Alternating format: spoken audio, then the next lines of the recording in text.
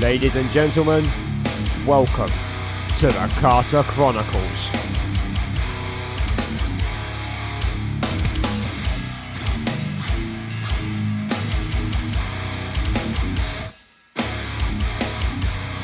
Okay guys, welcome back to another episode of the Kata Chronicles. Today's guest is a drummer, well was a drummer for two pretty decent bands from London. Now does vocals for both Life Betrays Us and Living Martyr, and has become UK Hardcore's very own Mr. Motivator. We have the one and only Ammo. How you doing, bruv? Yo, I'm always good. How are you?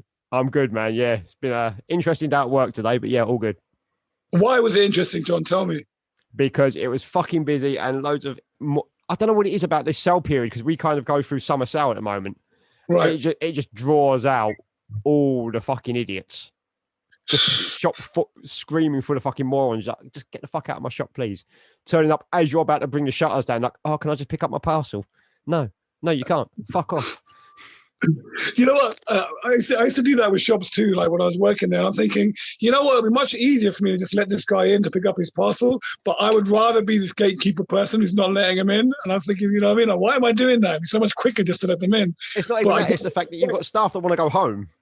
No, I get it. 100%. The person's going to be there anyway, and they're going to be moaning the whole time, and they're taking up your time, and you're like, oh, just come in and take the parcel and get out. Like, you know, that's what happens at the end. Yeah, I get that. I do that sometimes. I'll be like, oh, you know what? Go in, you're only going to be quick. It depends on the person. If they look like they're going to be quick and they're organised and they can get in and out the shop quickly, then I don't mind. If they look like they're going to be one of these fuckers that's going to get the parcel, open it all up on the shop floor, start deciding what they want and returns and stuff like that, I'm like, nah, man, if you're going to be one of them people, you can get fucked. What did you do today? Did you let him in or not? No, not this evening. My manager was pissed. She was just like, no, I want him out the fucking shop. I want to go home. I've got places to be tonight. I'm like, I guess. I back it hard. Sorry, I'm just adjusting some shit. All right. Looks like it's not working. That's better. Yeah, I mean, so how you been over lockdown, man? Because I haven't seen you apart from the knuckle dust thing. Oh man, lockdown was like, I don't even know where to start, because like at the beginning of lockdown, I was only like laid off work for a little bit, then I was back on the ships again. Yeah. Wow, you know, it's only been a year, just over a year and a half, but it feels like so much longer. Wow, what did lockdown? What did I even do in lockdown? I didn't think it was a real thing. Honest to God, man, I thought it was the most bizarre thing. I thought this is a waste of time. This is nothing, right? So what did you think? So is this back in February before we locked down, when everyone was just kind of hearing about it and like, we're all treating it like, oh, this is the next swine flu, bird flu, this shit, and it's just going to be like, it'll affect like 5 people. Maybe someone I know will get a bad dose of a heavy flu, and that's it. Yeah, well, I mean, that's exactly how I looked at it. I was like, this is garbage, man. Here we go again type thing, right? And I remember I was working, I flew to a fest in New Jersey, right? And then I flew back and I went straight to the ships and I went straight to the dock in France, like. And on the last day we were there, they sent a memo out or whatever that the French town nearby we were staying was shut down, locked down completely. And I was like, what? You mean I can't go and buy a packet of crisps? This is ridiculous. Like, what do you mean? Our most priority was a packet of crisps. But like, I didn't know, because I thought it was just I thought it was nonsense, right? And then what happened was I was like, okay. Then they said, none of you Brits are leaving the ship. None of you Brits are leaving the dock. We're going to send in a coach on Wednesday. It's going to take you straight back to the ferry, and that's going to take you back to London, right? So I was like, cool. And then so when a ferry go back to London and the ferry's locked down, and you know, it's like you got to wear masks, and none of the bars are open, and none of the cafes are open. Remember, I've gone from a stint where I'm in America for like 4 or 5 days, and then I'm in France. So like, I don't know what's going on, like really. Like, do you know what I mean? You're not really on a landmass to find out what the fuck's going on properly. Yeah, and I wasn't really on Facebook so much. In fact, I deleted my account around then. I deleted Instagram, deleted Facebook. I got rid of all my social media around then. Yeah. So I don't know what was going on. And then it was really weird, man. Like, so I get back to London on the Wednesday, and I was like, I really fancy a beer. Let me go get a beer, right? And then every single bar in London is open. Every single bar in London is open. I was like, ha, what's this virus all about? It's nonsense, right? And then, I ended up probably drinking too much. And it was so weird, man. The next morning, I woke up to go for a run because I felt bad. I ran like a slow jog, walk, whatever you call it. At that stage, I couldn't really run very much. I was still like 25 stone. But like, and then I see a guy at the bus stop. I'm wearing shorts and t-shirt. This guy at the bus stop is wearing a full hazmat suit. And he's looking at me like, what are you doing? You're looking at him like, what the fuck is going on? What's wrong with you? Like, and then, of course, things started to dawn on me like later on that day when I tried to go buy a loaf of bread and all that shit. I started watching the news and I was like, oh, maybe this is real. Maybe this is a thing. Yeah, so lockdown. What happened? Like, I had a lot of like emotional shit going on. Like, I suppose from February onwards, I had like I was probably deep in. I was probably in a bit of a hole, really. Like, like I probably wasn't, and that wasn't to do with lockdown. That was just to do with life in general. Like, and I figured, like, well, maybe just lockdown, maybe just time to myself. Maybe it's going to help me. Maybe it's going to be a good thing. Was it? Yeah, it ended up being so because like. I decided, like, I looked in the mirror one day and I was really like disgusted by what I was looking at. And I was like, man, I can't, I'm not being this person anymore. Like, I can't be this person anymore. Like, so like, I watched a lot of YouTube videos and this one came up from Strength Cartel, that guy, Big Boy from Strength Cartel. It's like Mexican guys, like reformed prisoners doing this fitness thing now, right? Yeah. This guy, Big Boy, started a burpee challenge and it was 100 burpees for 100 days. Oh, sorry, for 30 days. 100 burpees for 30 days. Yeah. I started that and I looked at the dude and he's over 350 pounds, right? So he's big, he's a big dude, but I was watching him, man. He was doing 100 burpees like they were nothing. But like, he was struggling, he was sweating. And I was looking at the guy and he's not like some like career, like fitness professional, like totally chiseled out, like some ripped dude. He was like a bigger guy, like, but you know what? He had that heart to get it. And I was watching him and that really inspired me, man. I was like, you know what, man, this is what I'm going to do. And like, it wasn't easy. It was horrible, man. Like I smashed my wrist up pretty bad in the first like few weeks, and then I banged my knee on the floor pretty much. I banged my face on the floor a couple of times, like, But I guess from there on in, I just decided, man, you know what? Like, maybe I can't fix like all the shit going on in my head in one go, but you know what? There is things I can fix, and like my physical health is one of them. They say there's a million things in life that are out of your control, but hey, man, there's a million things in life that are perfectly in your control too. So I just figured, man, let me just fuck it. Let me just do what I can do and turn this around. So lockdown just became about working out, man. Yeah, I mean, because I remember seeing the start of the burpee challenges and stuff like that. Yeah, and I was just like, and then I saw Erica like jumping in on it and stuff like that, and I was just like, oh fuck me, he's literally becoming Mr. Motivator here. But I'll be honest, like, it's what inspired me to go back to jiu-jitsu. Oh really? Because I was like, obviously I'd had all this heart problem for I remember that 6-7 years, but I hadn't had an attack in about a year, and I think I was sort of using it as an excuse to not do anything, right? Because I hadn't done anything really physical apart from get on stage in all that time. Yeah. And I was just like, fuck it, like, look at what Amo's doing, look at what Erica's doing, look at what these people, like, they're all going out and just fucking going bollocks to it. I'm going to do this. So when the local jiu-jitsu school, which is just across the road from me, was able to open between lockdowns, I just signed up. I was like, fuck it, I love jiu-jitsu. I love the idea of it. I tried it before, like gi stuff, and I wasn't a big fan of that particular school, but I was like, find the right instructors and that, and you're good to go. I mean, you've done martial arts before, you know what it's like. You find the right instructor and you bond with them, and it's like, bang, here we go. It's got to be home. It's got to be at home. Yeah. So there's one across the road for me, and it's literally run by a bunch of Cockney guys. It's a 10th Planet place. All right. Well, and it's fucking amazing. So I was like, just fell right into it. And then obviously lockdown, this, that, and the other. But I probably wouldn't have done that had it not been for looking like you guys being like, fuck it, let's just go and do shit like that. And I was like, you know what? Yeah, I'm not going to be a fucking weights guy or anything like that. Lifting weights bores the shit out of me. I've never been motivated to do that. But go back to combat sports, I'm all for that. So Yeah. yeah, that's why I started doing it.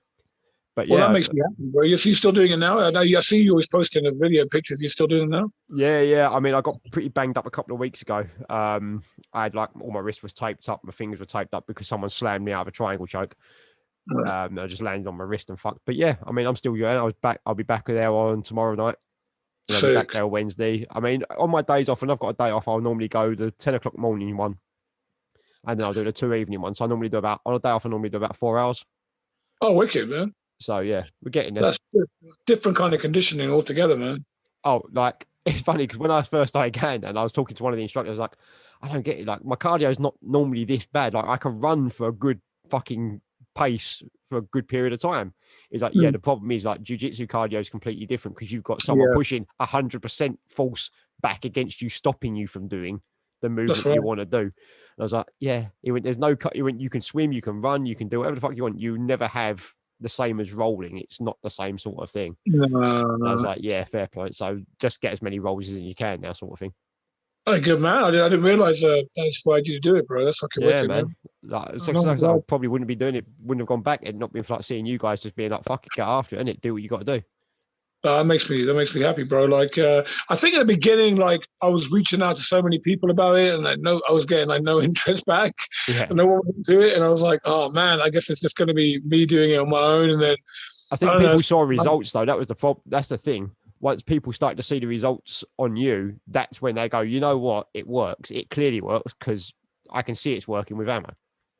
Yeah, I mean, whatever it was. I mean, like, I was one of those positions where I didn't really, like, I never did it for people to tell me that that it was like that. But then the overwhelming thing was how many people did hit me up afterwards, like, yo, I did this because of you, or you got me into this. And like, I'm not, no, man, I ain't trying to sit here and say I'm some fucking great guy or whatever, some great fucking human being sent from above.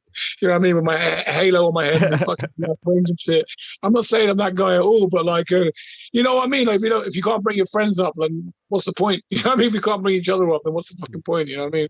Exactly. I mean, and that's obviously something that comes from hardcore, to be quite fair. It's what we learned from hardcore is you do what you can for yourself first. And then once you've got yourself to a certain level, you can start reaching out and helping people and bring them up with you. Yeah. And I mean, talking of Knuckle Dust, that's very much what they did for our entire scene. Yeah. They started themselves off and they brought themselves up and they brought us with them. That's why we all have a fucking scene. That's why we have Ruction Records and everything else going on here. I think that's. I'd say, but it's a two-way street. Like, if they had no one to play to, it wouldn't be. So I mean, like, I think it's a two-way street. Like, you got to have people that are interested in the first place to want to do anything. Yeah. I mean, but yeah, absolutely. Knuckle Dust probably kicked in more doors than anyone else is ever going to do in London, I think. Yeah. I mean, honestly, I don't think. I mean, the thing is, they kicked in the initial doors to get us anywhere. And therefore, any door that gets kicked in further from now, say, for example, Ironed Out or someone like that, it's going to be still off the back of what KD initially did for us. So, yeah, because I mean, like, if any country you go to, like, especially in the US, like a lot, I've been lucky enough to get out there quite a lot. Yeah. And everyone's like, oh, you're from London. That's where Knuckle Dust are from. And it's like, people already know the name, Yeah. I mean, 25 years deep, they should do by now. Yeah. I guess scenes, international scenes can really be self-contained, like, quite a lot of the time. Like, like, the way, like, I don't know. Oh, where am I going with this? But like how I think that they support, and like, for example, in the US, they really support their own bands, like, a lot. Yeah. And when a US band comes over here, we really support their bands a lot. Yeah. Do you know what I mean? But then we don't support our bands anywhere near a lot. We do. But I don't really want to get into that negative debate, but you know what I mean? Yeah, I mean, we'll definitely have some sort of discussion about hardcore and what it means anyway, because there was a conversation me and you had probably at the Knuckle Dust thing, actually. Oh, yeah. We were talking about, like, and we were talking about it with the guys from KD. It's like, what constitutes hardcore? Like, is it a sound? Is it a particular type of sound? Is it an attitude? What constitutes as hardcore? How many of the bands that you would consider that are part of the hardcore scene here in London are actually hardcore bands? Yeah, we having that conversation now. We're going back to it. But I mean, without David names, but there's a lot of bands that I was saying hardcore that play metal, Oh yeah, I remember now. I remember now. So I said it was the other way around. Like in terms of like, I don't guess there's a right answer to this. It's all going to be opinions. Yeah. So my personal one was that hardcore, and it's going to sound really corny, but like a lot of the way, like it's about the way you live your life, the way you are with your friends, it's the way you are as people, and things like that. I mean, that's a really corny, like simple explanation of putting it. But what I mean to say is like, if we reflect back to, let's just take New York hardcore for a minute, which has been, probably one of the most influential on all of us. I'd say like a lot without a doubt, without a doubt. And like I would say, I'd go hand on heart and say Marauder sounds nothing like District 9. Oh no, God no. And like then I'd say like a band like where can we go next? I'm trying to think. So I'm trying to reach the deepest levels of obscurity. Dark Side New York City sounds nothing like Madball. No. I mean, even if think about the New York hardcore bands assigned to Roadrunner in the 90s. Yeah. For the people from that New York scene. Life of Agony and then Life of Agony, Madball, Biohazard, and Vision of Disorder. None of them sound anything alike, but they're all part of that New York hardcore scene. Yes, I kind of felt like it was like a group of people who were friends or acquaintances or whatever, and they got together and they made this music, and they're all about the same thing, like rebellion and supporting an underground movement or supporting a movement that we want to grow bigger than the underground, whatever we could do, like international, and so on and so on and so on. So like, I don't feel like it mattered necessarily what your band sounded like, do you know what I mean? I mean, okay, it ain't gonna sound like Oasis, you know what I mean? Probably. It's going to be heavy music. It's going to be heavy music for the most part. But I mean, if someone came up in our scene and sounded like Iron Maiden, would they be accepted? Well, I say now, yeah. I mean, like you got to look at, I mean, a lot of that band, like Eternal Champion, came along. We were kind of in our scene, like because the members are in our scene, like, and they're just playing medieval metal, like, you know what I mean? Like, it's not like, but would they be out of place on a This Is Hardcore lineup, or like no? Do you know what I mean? They'd be great on that lineup. Do you know what I mean? Yeah. So like, I mean, we've seen death metal bands and doom bands play things like Eperfest. Yeah, man. Like Crowbar played Eperfest. We saw was it Dying Fetus played Eperfest? Yeah, Dying Fetus played. Suffocation have played Eperfest. Yeah, man, that was great. Yeah. So you know what I mean? Like, it's not necessarily because obviously we take a lot of them influences ourselves. Yeah. But I mean, we know people that have definitely said like Converge isn't hardcore to them because it doesn't sound like hardcore. Yeah, I mean, I would say like because those gets down to the finer points and like of opinion. Do you know what I mean? Like, and that's what it is at the end of the day. Like, because if I was at a Converge show and Knuckle Dust were playing support, I wouldn't see that as weird. I would see that as a hardcore show. Do you know what I mean? If Converge was like, so like. I mean, considering Converge's singer did the artwork for Time Won't Heal This US cover. Oh, right. I mean, you know what? I didn't even know that. Yeah, so you know the version that's got a tank on it. Yeah. What was the name of that word? Time Won't Heal This. The record label that it was on. I can't remember, but yes, Jake Bannon did the layout for it. I didn't even know that. That's a weird link I just made. I don't know. I didn't even know that. Yeah, I found out about it a few years back. I was like, that's fucked up. Like, because obviously I've known Knuckle Dust for God knows how long. I've been a fan of Converge for fucking years. I was like, how did I never know this? But there was a guy I used to go kickboxing with for years, this guy Naki, and he did the photography for the cover of Universal Struggle. All right. And I didn't find that out until after I stopped going kickboxing, like with them. How weird is that? So I knew this guy, like I'm in the class of ring with him, and I had no idea that he'd go on for Knuckle Dust, like how the photography for Knuckle Dust. That's mad, yeah. But I mean, I haven't seen Naki for years, so. No, I guess he's. I have no idea. No idea who again. I stopped going to that club. It was Chiswick. I stopped going there years ago. Like, so I have no idea either. But like, I found out afterwards that he did the photography, and I was like, "What? That's that guy?" Weird. And I'm like, okay, that's interesting. It's an interesting world, small world. So to answer the question, like, I guess people will say some bands sound a little too far removed from what they believe the hardcore sound is. Yeah, I think, and And then they might say a lot of the music of today has lost its punk rock roots. They'll probably say that. They'll probably say it's gone full circle to complete metal or mathcore or whatever they want to call it. But then remember, like bands like Power Trip came out of the hardcore scene, and that was just a thrash metal band. But they're straight up thrash. And they were considered a hardcore band when they first came out. Like, so I don't know. I feel like boundaries and such, like, or labels as such, they, for example, aren't really, I don't know, necessary, like, anymore. Like, because so much music, so many boundaries are blurred anyway. Like, well, this is it. I mean, I think, just thinking about the amount of creativity that came out of lockdown, fucking bands formed in lockdown. Yeah. Yeah. And, you know what I mean? And they're just pulling influences from, like, the kids that are coming up now, the like, guys that are in their, like, teens and 20s, they're pulling influences from all over the fucking show. Oh, my God. And you're just like, what the fuck is that? Like, I've never heard that shit. Yes, it's like, I was listening to that One Scene Unity part 2 today. The one that came out the other day, yeah? Yeah, the green artwork and not the orange artwork. Yeah, that one. I listened to that today, and holy cow, man, it's so good. And there's like a lot of bands on there like I'm not familiar with at all, or people that, you know, like, remember the days when we knew everybody who was involved in all the bands, like, yeah. Now like this was really cool, man. There's kids I don't know. Okay, a lot of them are American, so I probably wouldn't know them, but like in the UK bands too, who are making this really great music, and like we don't know them. Do you know what I mean? It's just great. I mean, I was saying this to someone before. It's like, you know, there's these bunch of kids now that, you know, they're coming up and they don't really have a connection to our lot or what we did 20 years ago.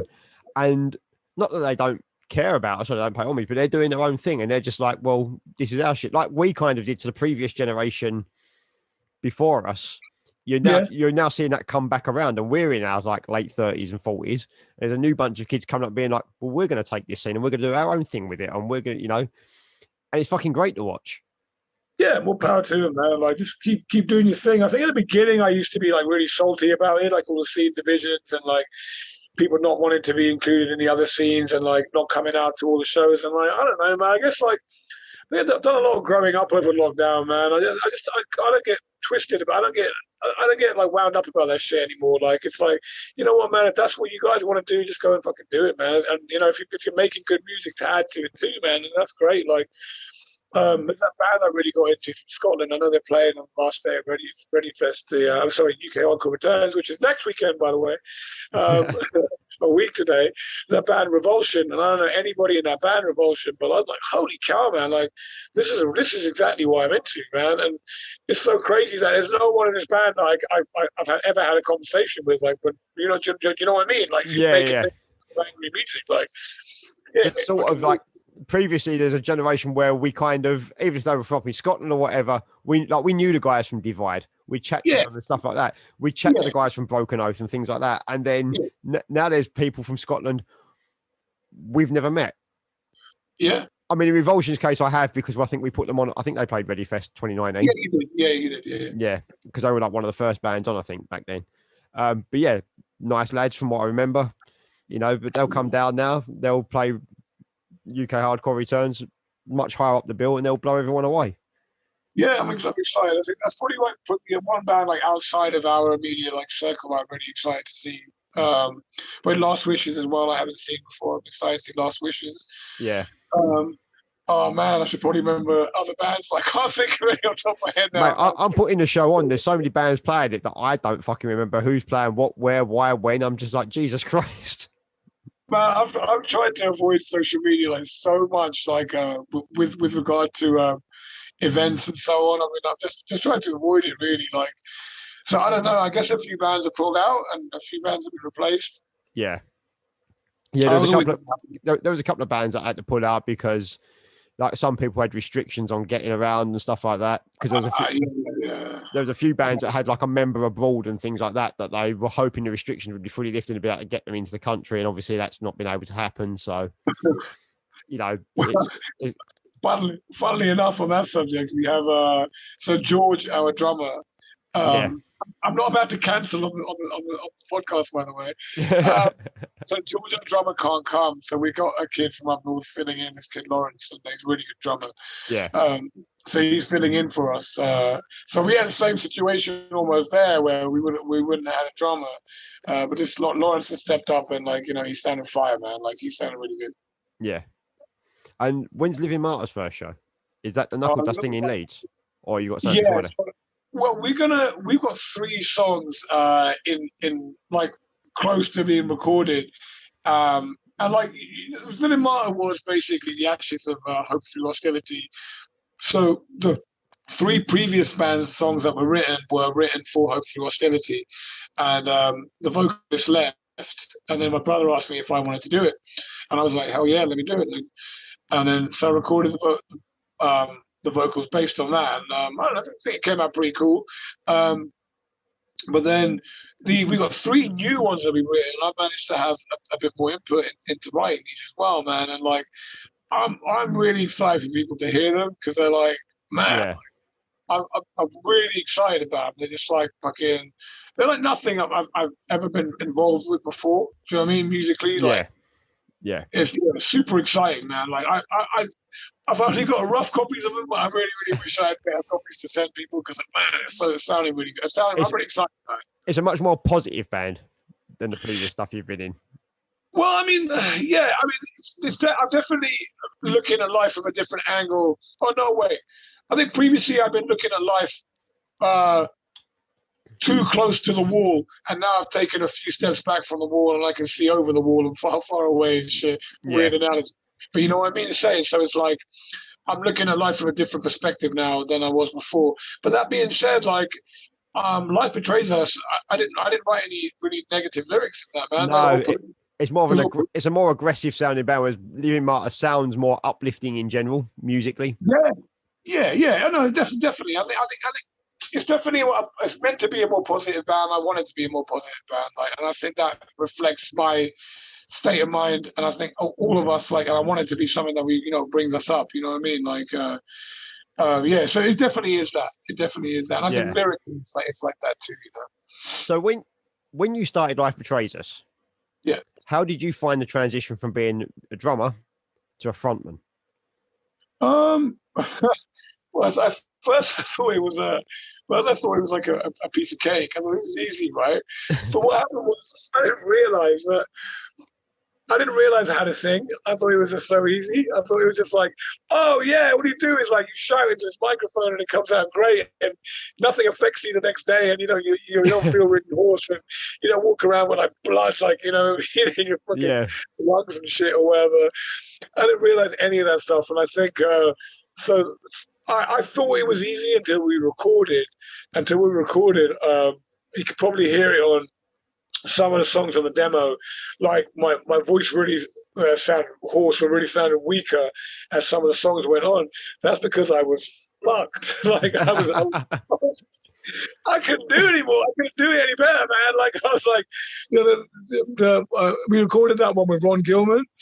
I haven't seen him around in ages. What's up, Ron? If you could listen to this, what do you call it? And we recorded that with him, and he was like, "Can you do it again, but do it stronger?" And I'm like, "I fucking can't, man. Like, my shit's in bits at the moment, man. Like, I really can't."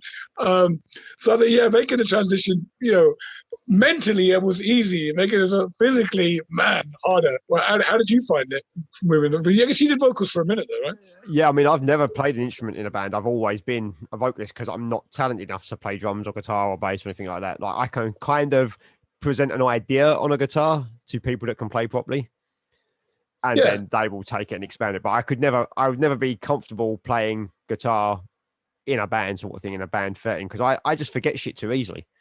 Right. Like, I'd have to play a song like 1,000 times before it'd sit in my head in the correct order. Otherwise, I'd just be like, what riff's next? What the fuck's going on?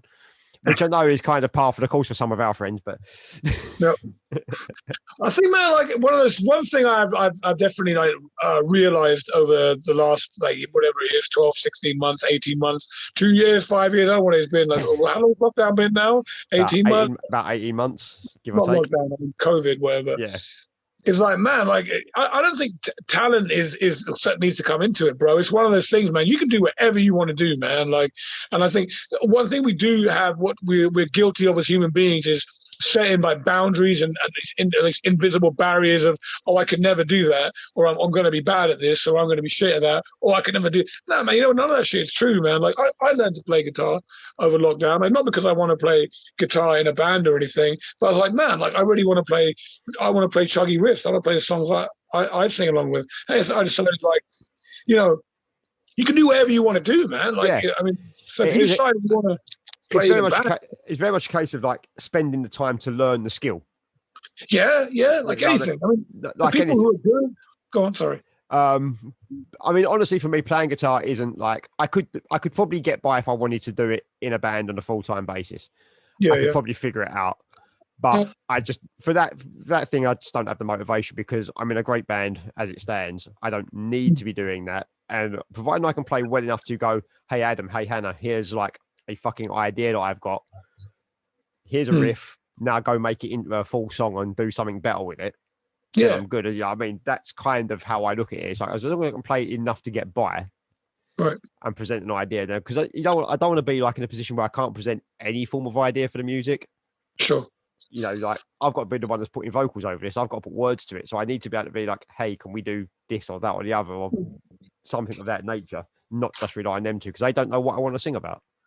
No, exactly. Yeah, no, it helps. Like input both ways helps. Like with the Living Martyr songs, like some of the songs when I was working on the ship, like I just got the voice recorder on here and I just hummed them into the voice recorder and sent them to my brother and he came up and you know what, man, he's done really well to like keep up with my shit. Like, 'cause I sent him 2 songs that were totally hummed, and he fucking nailed them both, man. Like, they're exactly how I wanted them to sound. Like, they're going to be 2 new ones that come out.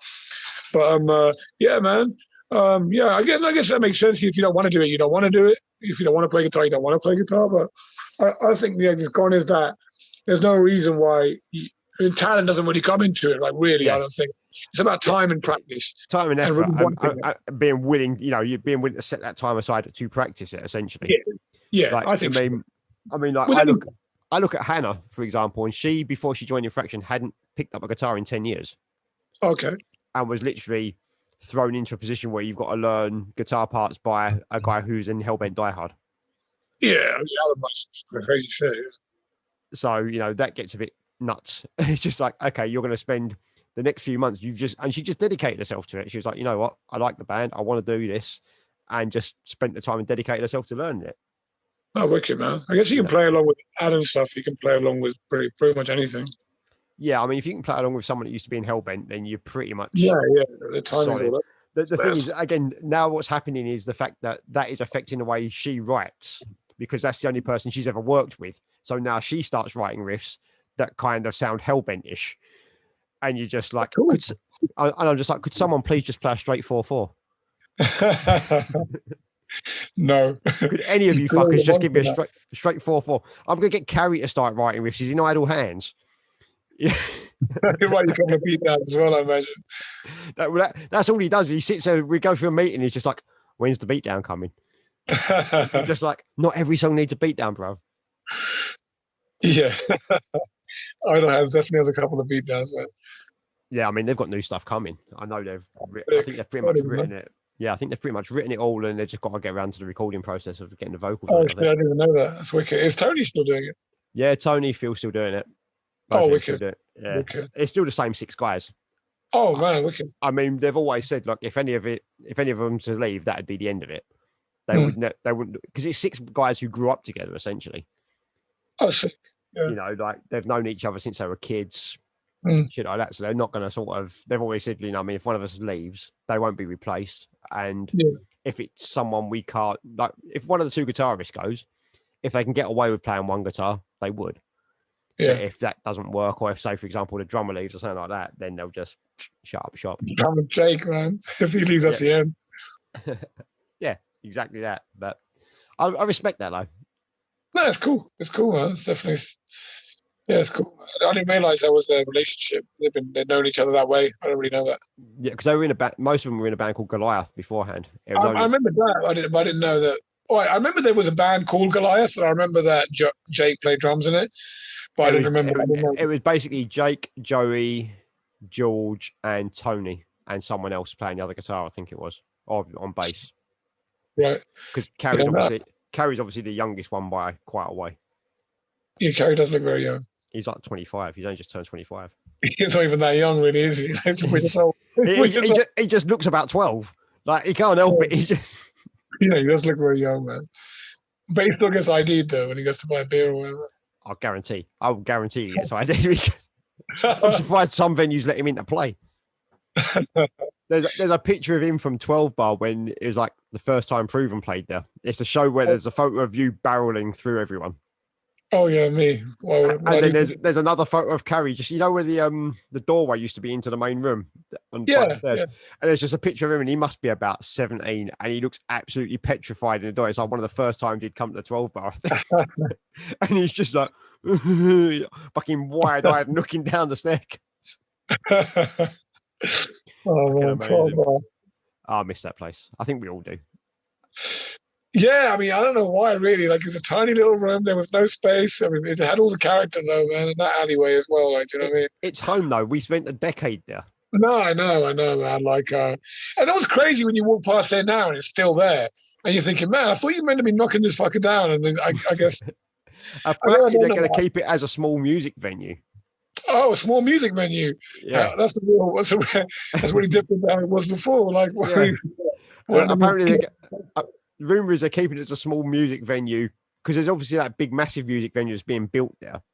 That's part of the whole. There's this Outerverse or something. It's part of the station and all the rest of it. There's going to be like a big music venue there as well. Wow, I didn't know. I guess to kind of replace the Astoria. Oh, so it's going to be like 1,000 cap one. Yeah, it's going to be like a fairly decent sized venue from what I've seen. Right. But yeah, they're also going to. I think part of the same company because it's the same company that owns it all. So I think they're going to try and keep the smaller venue as well, so they can have like little club dates and stuff like that. That's cool. Like, it'll be interesting. I guess, like, I don't know, like when we start going to gigs more regularly and things again, like, I guess it'll be interesting to see what they do with it. Yeah, definitely. Because I don't even know if the Unicorn's still open. The Unicorn? Wow, I don't know. I know, you know what? Like, I guess now there's so little reason to venture out that way, so I couldn't even tell you. Like, apparently the Dev is open. Oh, really? Well, I walked past that the other day. Yeah, I went past it the other day. Yeah, that was open. So a guy comes in to work, and he was going there last night, and they had a sludge metal night. Right. And it was just like limited capacity sludge metal night, free entry. So that kind of thing. So I guess at least they made it. Yeah, I mean, it's good to see some of the small places survive. Like, definitely, man. I'm just not sure which ones did survive at this point. So when it comes to booking small shows, it's like, I don't know who to fucking talk to at the moment because I don't know if you made it. You don't want to sort of hit up the fucking Unicorn and be like waiting for an answer to come back 4 weeks later and there's nothing responding because the fuckers have closed. Yeah, I mean, never find ourselves in that area anymore, man. So I wouldn't even know, like, Ragnarok Road, whatever it's called. Like, I'm never out there. I've got no business out there anymore. Like, I mean, I was there the other week because there's a Pirate Studios now around the back of it. Oh, yeah, there is. Yeah. Is that New Rose Studio still there? New Rose is still there as far as I know, yeah. Pirate as well. Okay, cool. Yeah, the thing is, Pirate's literally like round the back of when we're pretty much back on to what New Rose is. Okay. So there's two studios next to each other. Pretty much, from what I can, unless New Rose isn't there anymore, but as far as I know, it is. Okay. I guess we'll see it one day. If Unicorn is open, we'll see it.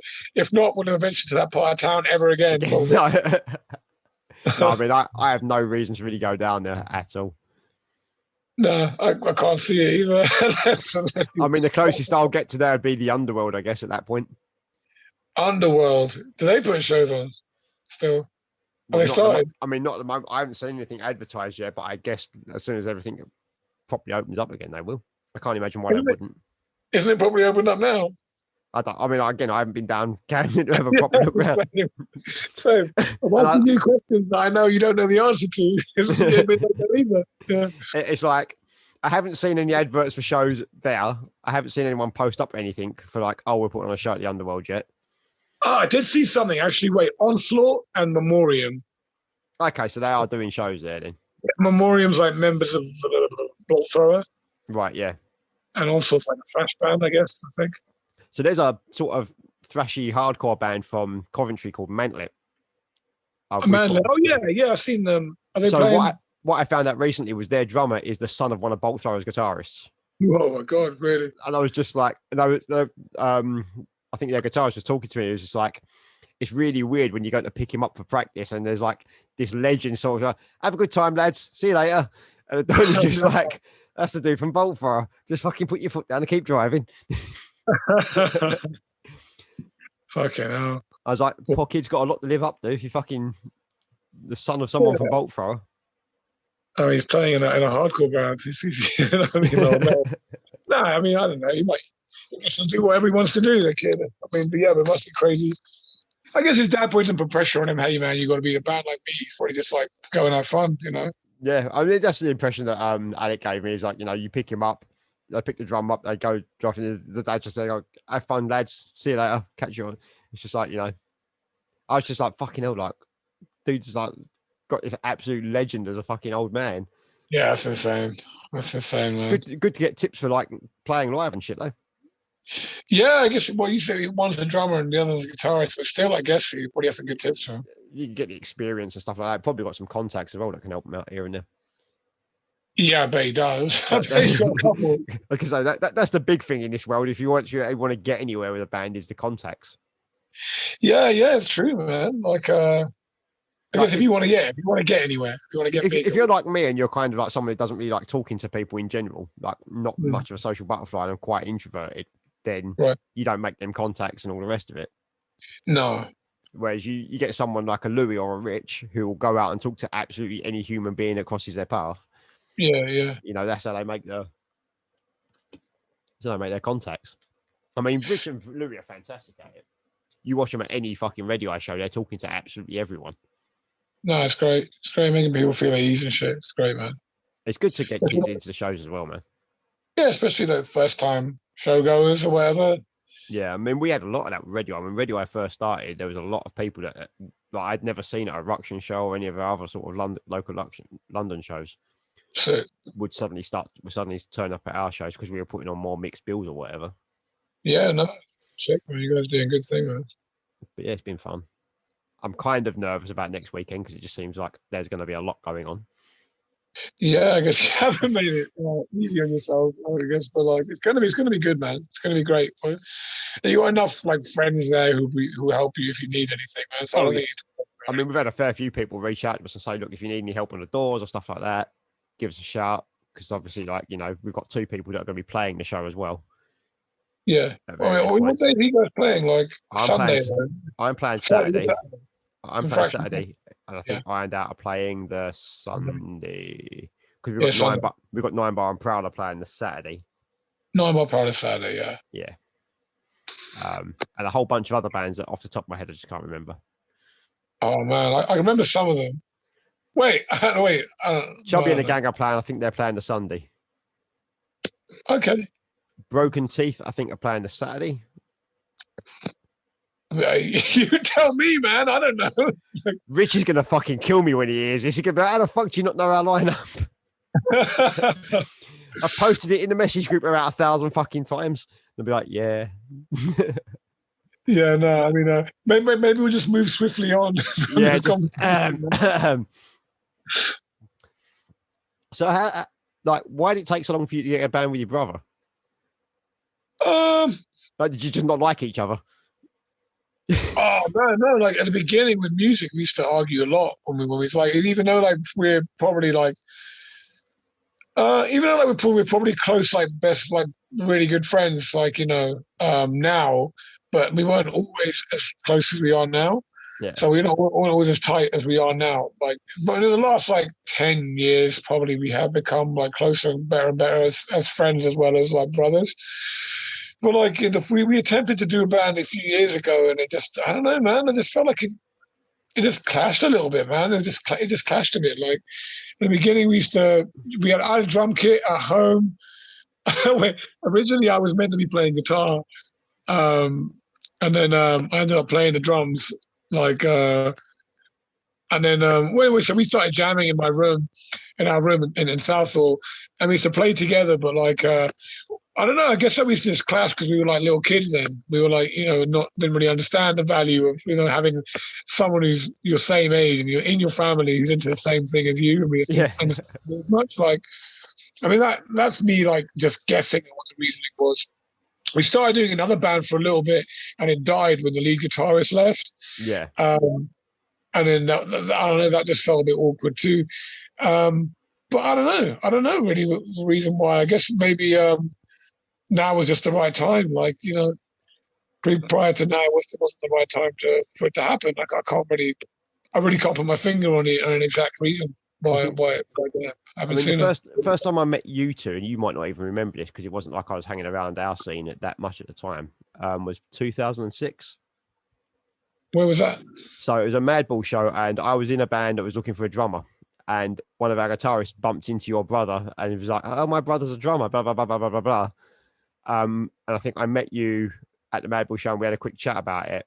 And I don't know why nothing ever went forward from that. I don't think. I think we probably just lost contact with each other because it was back. You're talking like back before Facebook. Yeah, like that.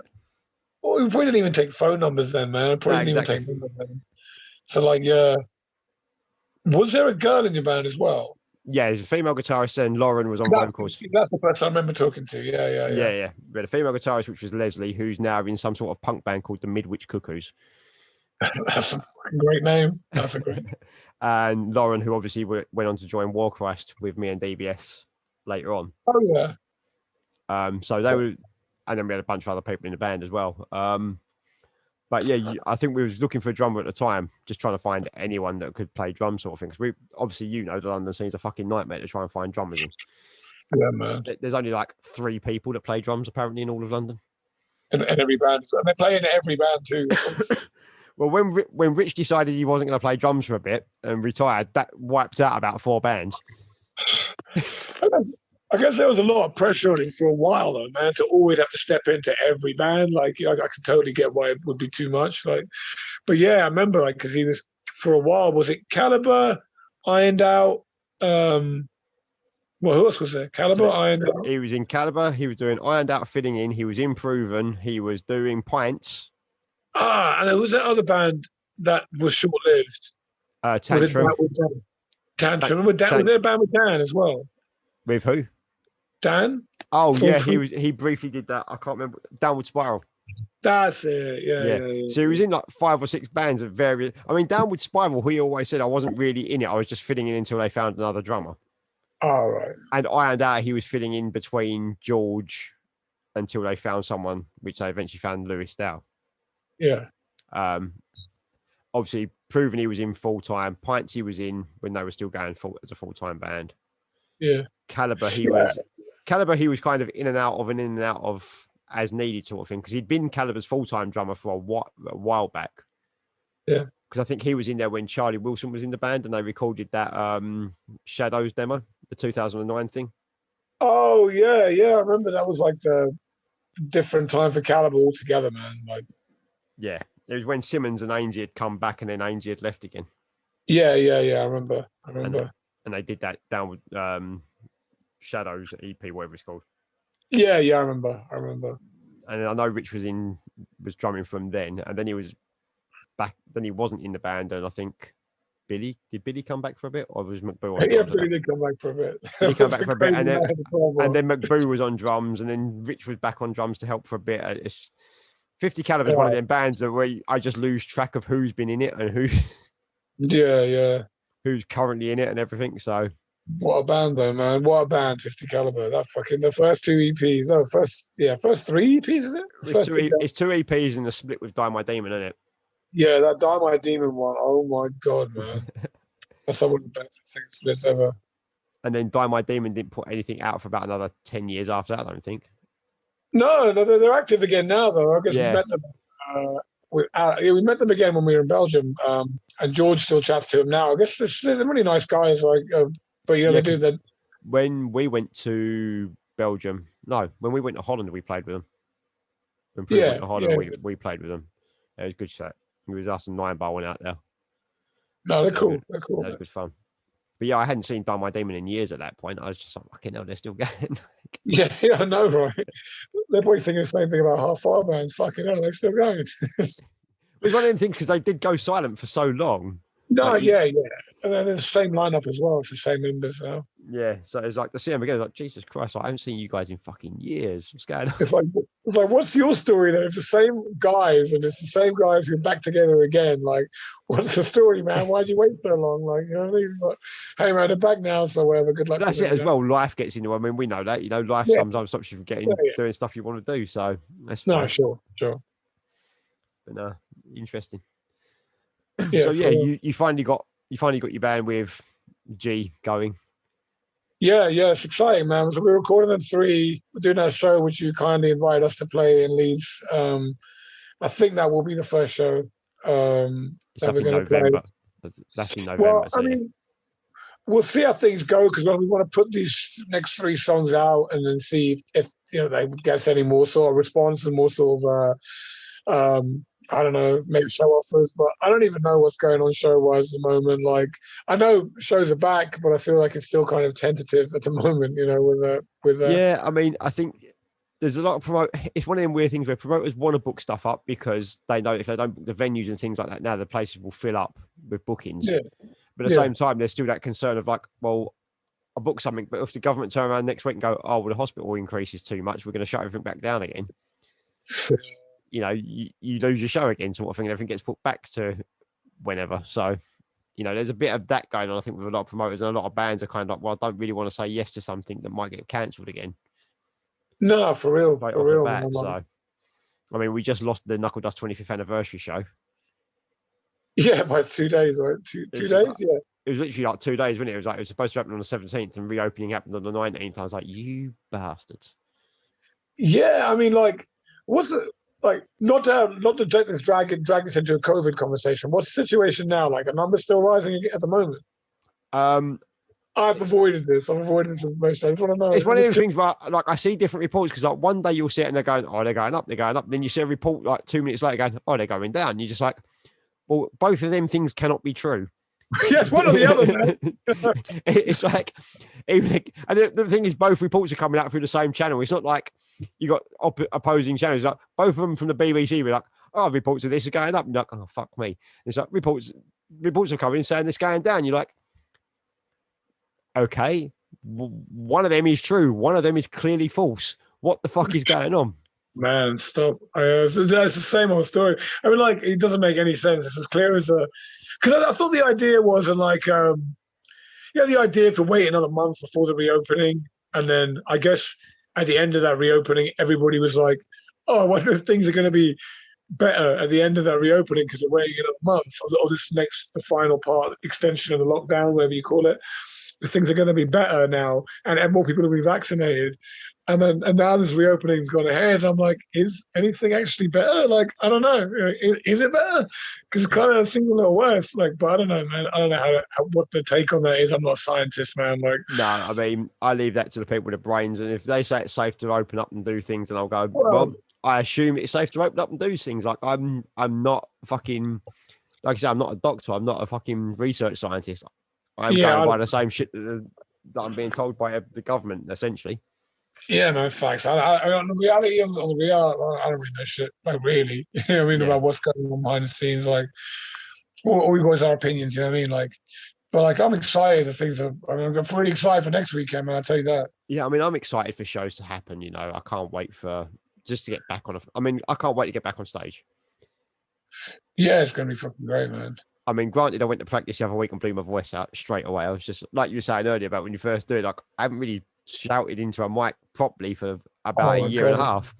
So I got there, started practicing. I was like, right, I'm gonna go balls out on this practice because I've got to make sure that I can do it. Yeah. And for like 2 days later, I was like, hello, how's everyone going? Oh my god. Well, I mean, like, I remember Pierre said to me one day at a Live Portrays Us show, he goes, sing from your diaphragm. I didn't understand what he meant. Yeah. And then I started listening to it and thinking about it. And then I started doing it. And it's just made all the difference. Like, now you can just growl and you'll still have a voice. Do you know what I mean? Yeah. Afterwards. That made if he hadn't said that to me on that particular day, that particular time, and that minute, and that hour, you know what I mean? Like I wouldn't have, I probably wouldn't have had a voice by now. I would have just had, I don't know, throat surgery or something. Like I don't know, blow that shit out. Like, So you was originally just screaming straight from your throat. yeah, I mean, I didn't know. Like I didn't know I was having like, lessons or whatever. Do you know what I mean? Yeah, it is one of them things you just kind of like, either someone tells you like Pierre, or you kind of figure it out because it's starting to hurt too much. You're like, I've still got to do this, but it's fucking killing me. And suddenly like your body just kind of kicks in and does it for you. You're like, oh, that was easier. Why didn't I do that in the first fucking place? Yeah, no, I don't think I was anywhere close to coming to that conclusion, man. You have to tell me on that day, man. I mean, I remember seeing the first Life for Tracer show, and that was fucking mental because you took to being a frontman like in a live setting, like it was the easiest thing in the world. Oh wow, thank you. Like, I mean, I've seen plenty of people play their first shows, myself included, where you're like, fuck, and they seem nervous, and that didn't get that from you. You just started barreling around the stage like you fucking own the place. Oh man, like you know it was, man. Like when Life of Trailers first started, man, like I was so blown away with the music that they were playing, man. Like, and I was like, even though it was Nuno and I started a band, you know what I mean? Like, Diogo recently passed away, introduced me to Nuno at Ninja Fest, and Nuno and I started a band together. Rest in peace, Diogo. He started a band with me, and I didn't know what to expect from this kid, the guy at the time. I didn't know what to expect, man. And then when I heard him pick up the guitar and the kind of shit he was coming out with, and I'm like, no one fucking writes like this, man. This guy writes, he's a fucking monster. Like, yeah. And you meet him like he's a quiet guy, do you know what I mean? Like probably quite introverted guy, like, and man, the shit he was writing. So like, I was so confident with the music that they were playing. I was like, man, this is fucking, your vocals better be good to keep up with this shit because these guys are killing it, man. Right here, like, so I don't know. I guess like we kind of fed off each other with that whole vibe. You know? Yeah, I mean, personally, I went the other way. Like, I got asked to join Proven, and obviously that was Mark and Adam from Hellbent. Yeah, and as everyone knows who spoke to me, that's like I consider that band to be the best thing UK hardcore's ever produced. Like, I think that album's fucking nuts. Yeah, they sent me the demo, and I was like, okay, that's cool. And then I spent a year and a half procrastinating trying to write to it because I was so scared about fucking it up. Yeah. And be like, I don't want to be the person that comes into this and completely fucks everything up for him. Yeah. Like, I was like, shit. So I spent a lot. I eventually ended up going to Louis, like, do you want to come in as a second vocalist? Because I'm terrified of fucking this up. At least if there's like the weight's shared somewhat, I can blame you for fucking it up. Yeah. That makes sense. I was just like, fuck this, man. That was such like, and even getting on, even with Infraction, like that first show of Infraction, I was nervous as fuck. And that's because it's a new band and I didn't know how well it was going to work. Yeah. Like you can sit in a practice, you know this, you can sit in a rehearsal room all day long and it worked fine. Yeah. Until you play that first live show with that lineup or that band. You don't know whether, you don't know, like if someone makes a mistake, can they cover it? Yeah, I mean, man, nerves are like, if you don't really have nerves about something, do you really care about doing it in the first place? Do you know what I mean? Like, if you're not anxious, if you don't want it to be good, like, do you know what I mean? Like, yeah. You have those feelings anyway. So, like, I think one thing you missed out there is you wanted to play, and you also probably wanted it to be good. Do you know what I mean? Like, I don't know. How do you feel about it now? Well, we only got to play 2 shows, so it was. Because that thing happened, right? Yeah. So a thing happened around the world, yeah. But yeah, we played that first show, which was the show with Desolated at New Cross Inn. Yeah. And then we played the Unicorn the February just before everything went into lockdown. Oh yeah. So we did the Ruction show. Then there was the Enemy Mind show. Like, I mean, that's the last show I went to was the Enemy Mind, Bund Them Out, Cold Hard Truth, Split Knuckle thing that we put on. Oh yeah, I think I was in America then. And that was the last show that I went to. I missed Enemy Mind when they came over. And that was like what, mid-February? Did you play that one? No, we didn't play it. We just put it on. I put it on. Oh, right. Black Art sold out on the night, and then was just like, that was fucking nuts, that show. You couldn't get in the room. Wow. Like, because you know what the Black Art's like, it's that weird shaped fucking, when you get in there, it sort of goes around the back of itself. Yeah, it's not ideal. But because it was obviously like lots of heavy beatdown orientated bands, you got like Bund Them Out, Cold Hard Truth, shit Everyone's like trying that. to squeeze to the back, probably. Yeah, everyone's squashed up to the back. So we had people falling out the door to where the ticket booth is at the top of the stairs. And me and Ferg were just like, guys, you've got to go in because we've got people queuing on the stairs to get in. You're going to have to go in. They're like, but we're getting swung on there. It's just like fucking, it's a hardcore show. Just fucking go in. You're responsible for a lot of people's, you know what I mean? Never go. You know what I mean? Yeah. Like, About 20 people coming up bloody eyes and shit from getting clipped out of the fucking pit. But it's just like, what do you want us to do? Like, it's sold out. Just fucking get in there, innit? You know what you're getting involved in, you prick. Yeah, I mean, you look at that lineup, man. Like, you know what I mean? It's going to be a war zone in there, man. Come on. It's man. like when you look at that lineup and you think the lightest band here is Split Knuckle. Yeah, I mean, like, come on, man. It was a good show, but yeah, that was the last thing that I went to. That feels so long ago. It was so long ago. But I think there's not been, like, I mean, I'll go a while not going to shows because there's nothing I want to see. Yeah. But when you literally don't have an option, No. that's a whole different thing entirely. Yeah. It's like, I don't go to the cinema for a while because there's not a film I want to necessarily see. Yeah, but at least I have a choice. But at least if something is there or I'm bored one day, I can normally go, oh, what is up there? Oh, fuck it. I mean, the last film I went to see was Tenet. Oh, okay. And that was like in that sort of between lockdowns type of thing when we opened up in that sort of June, July period. Was that a film? Yeah. I mean, like, did you go there just for the sweet popcorn or just to watch the film? Watch film. Yeah. Actually, yeah. Did you get sweet popcorn or no? I did actually get sweet, but yeah. Did get sweet Yeah, popcorn. I don't understand people that get some. You get half and half. Oh man, when you do half and half, you never know what you're gonna get, bro. It's like a surprise every single time. It's like a fucking packet of Rebels, mate. I mean, yeah, man. Like, you're like, is it gonna be sweet? Is it gonna be salty? Bang, it's sweet. Nah, I mean, fun, man. Can't stand salty popcorn. I don't get it. No, it's stupid. It's a waste of time. I go to cinema. I go to cinema to put extra calories, unnecessary calories into my body. Like, what the hell? I would think really, but yeah, sometimes it's a bit of fun when you go half and half, you know? Yeah. What's the last film you saw then? I don't fucking remember. Not my team. Or in cinema. Yeah, last time I ever went to cinema, probably fucking Terminator 2 was still in there. Oh my God. No, you know what it was? It was a Star Wars movie. What, one of the last ones?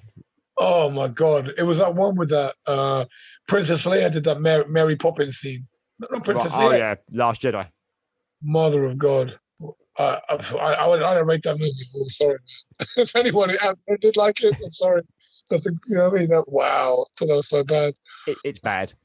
I mean, it's the point where a lot of people fell off of Star Wars, I think. A lot of people were like, the fuck was this? What are you doing? The fuck was Why this? was that Mary Poppins scene though? What were they thinking, man?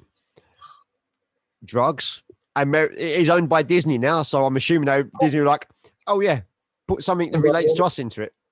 Well, I think that answers my question. Just like put Mary Poppins in because I think they had a new Mary Poppins film coming out around the time as well. Like a mini trailer for it. Yeah. They either had one just about to come out or it'd come out maybe a year or so beforehand. I think it's about the right timing because I know there is a new Mary Poppins film. Oh yeah. Because I also had the line in one of the Guardians of the Galaxy films is like, I'm Mary Poppins or something. Oh, okay. And it's just like, okay, so Disney are really ramming Mary Poppins down everyone's throat now, are we? Okay. Oh, okay. That's what they're doing. I didn't realize that. Yeah. I didn't even think of that. Fucking mad. Did you watch the TV shows they did, like The Mandalorian and shit? No, I've heard they were actually good though. Yeah, that's basically what has saved Star Wars from most, especially if you grew up like our generation watching the originals. Yeah. Like that's kind of what saved it for most people. Yeah, I mean, it's one of those, like, there was a mid-lockdown when I got into, like, working out more. I just stopped watching Netflix. I stopped watching, actually, you know what? Did you have Netflix? Yeah. All right, man. There was this time. There's these two series on Netflix I really like. One was called Mindhunter. Yeah. And one was called The Sinner. I think it was The Sinner. Yeah, Mindhunter is The Sinner, right? Anyway, I'd watched all the episodes already. I'd watched both series of them shits already, right? Anyway, and I'm really excited about the next Mindhunter coming out because there's like this serial killer who's in the birthing, like in the background, like he's coming up. He's like doing, He started doing serial killery shit or whatever. Anyway, and then I went, I went on my email and it said new episode of Mindhunter, no, new series of Mindhunter. And I was like, I rushed home, man. I don't even know where I was at. I probably just in Asda, because that's the only place I was allowed to go was Asda. The only place that was open. You know, where the queue was like around the block to get in as well. I was like, this will kill 3 hours. I don't know, a newspaper or something. I didn't really buy a newspaper. I don't even know why I went to Asda, but I did go to Asda a lot. Did you go and buy a load of toilet paper? Like every other cunt in the country. Good luck with that. There was none left when I got back from the ship. There was none left. But I saw an email when I'm waiting in Asda, and it said new series of this Mindhunter, and I'm like, I'm going home. I'm going to watch this new series, and I got home, and it was still the same 2 series on there. And I cancelled my subscription to Netflix there and then, man. You're like, fuck you, you lied to me. Click. You lied to me, man. You got me so excited. You cut my Asda fucking trip short, man. This is my only excitement for the day. But no. Yeah, fuck Netflix. I mean, I've still got Netflix. I don't really watch much on it, so I don't know why I have it. Like, but every so often they'll throw a series on, and I'm like, oh, I'll check that out. That could be interesting. Oh, there's good stuff on there. I'm not going to say it's like totally shit. I'm a massive nerd, so they do a lot of like they just had the new He-Man series pop up. Oh no, I saw you put that up on the Instagram the other day, and I was like, I would want to watch that. I would watch that. I would advise not watching it at the moment. Oh, wow. Okay. I mean, first of all, they've only put half a season up so far, so I need to wait till the rest of it comes out to really make a judgment on it. Yeah, it's a shit. But it's just when they've literally gone. What we're going to do is we're going to be shocking, and we're going to kill 2 major characters straight off the bat. Oh, don't tell me, man! Don't tell me! I will watch that one day. And you sit there and you go, "What? Why? Like, what?" Actually, you know what? Tell me. Wait, it's not Battle Cat, is it? No. Wait! It's not Tila. No. She's the main fucking character in it. Oh, it's not He-Man. What the fuck? They kill He-Man and Skeletor in the first episode. Oh my god! I'm not watching that ever. The best of it is, and sorry, spoilers before, like, you know, because this will go out in a little while, but yeah, spoilers for anyone that hasn't watched it. If you don't want to hear about Master of the Universe series, turn off now. They bring, like, He-Man or Adam back in the last episode of this half of it, only to have him killed straight away again. I fucking hate He-Man already. I hate it. I was just I don't want to watch it. I was like, I knew that Kevin Smith was behind it. Like, I knew who was writing it and all the rest of it. And I was like, I was dubious about it from that moment forward anyway. But I was just like, you know, I'll give it a shot. You know, he's an 80s, well, he's a sort of 70s, 80s kid. He's going to have some respect for, like, the characters and all the rest of it. But you killed off the 2 major characters straight away. I was just like, they appear in the series in flashbacks, but they're not the focus of the show sort of thing. I'm like, you can't have... I know it doesn't say He-Man in the fucking title anymore. It just says Masters of the Universe. But you can't have a Masters of the Universe show that doesn't have the main character in it. Oh, man, that's like... Do you remember when they made the Masters of the He-Man movie? And Dolph Lundgren. Yeah. Dolph Lundgren refused to call it He-Man. He only called it Masters of the Universe. That's what the title of the film was. Yeah, the title of the film was Masters of the Universe. It doesn't say He-Man in the title of the film at all. Oh, my bad. I think they just thought the name was shit. He-Man. Yeah. Yeah, pretty sure. Yeah. I mean, I don't know if you've ever seen, there's a show on Netflix called The Toys That Made Us. Yeah, I've watched that. So have you watched the He-Man episode on that? I watched all the toys that I collected when I was a kid. I watched He-Man, I watched Star Wars, I watched Transformers. Yeah. It was a G.I. Joe one, I think. Yeah, G.I. Joe one. They've done a few. Yeah. They've done like 3 series of it now, so there's quite a few in there. One of the recent ones are fucking Power Rangers and shit. I'm like, Jesus Christ, you've come right up to modern times then, as far as I'm concerned. G.I. Joe one. No, sorry, the Ninja Turtle one. Yeah. That shit was fire, man. Because I brought like so many memories, man. That's mad because it's like, I think of Turtles as being quite late because obviously I'm a bit older. I'm a bit older than you, but that's like 80. The cartoon coming on 87. 87. So how old are you? I'm 40. I'm 42. Yeah. So I guess, yeah. Yeah, so only a couple of years, but yeah, it's just that sort of, that cusp sort of thing of like cut off. Totally great. Yeah. I think like... Because I remember the live action movie of Turtle was coming out. It was like 1990. Yeah, that was hard. Yeah, that was hard. Like, them wearing them giant suits and doing all those spinning kicks and shit. That was fucking gangster, What man. cracked me up about that was I remember the advertising for it, and they were saying it's the most violent film ever made. But it's because it had the most sort of action sequences of any film ever made, apparently, at that point in time. Especially in Really? Western cinema. Like there's loads of fight sequences in the first Turtles film. Yeah, okay. Didn't realize it. But like when they said violent, I'm thinking like I've just watched RoboCop. Yeah, I mean, there's violent and there's violent, you know? Yeah, there's violent, like cartoon violence, just like turtles punching and kicking fucking ninjas. And then there's violence. Ed 209 unloads a full fucking clip onto a guy on a desk. You know what I mean? You have 30 seconds to comply. The director's cut, that's no. hilarious. But I thought someone had, I think in England, like it was a lot of those weapons were considered like to be super violent though. Super like well, nunchucks were banned from TV, weren't they? You couldn't put nunchucks in a film on TV. I don't know if that was applied in America as well, but I know you couldn't show them in the UK here. Because if you look at VHS copies of like Bruce Lee films, all the nunchuck scenes are cut. Yes, in the UK, Yeah. So at that point, I was still living in India when I watched a lot of those movies for the first time. Yeah. And we got the versions from America. Okay, so you got the full version sort of thing. Yeah, so like it was just in the American version, but like dubbed into Hindi or dubbed into Punjabi or whatever, or with English subtitles, or do you know what I mean? Yeah. It was like that when I saw a lot of them the first time, or just in English. I guess I didn't realize you were born in India. I thought you were born here. No, so it wasn't like so I was born here and then moved to India in 1992. Okay. And I went to school there in India in 92, and I came back here in 1995. Right, okay. So you was only over there for like 3 years then? Yeah, funnily enough, it was actually living in India where I got into metal.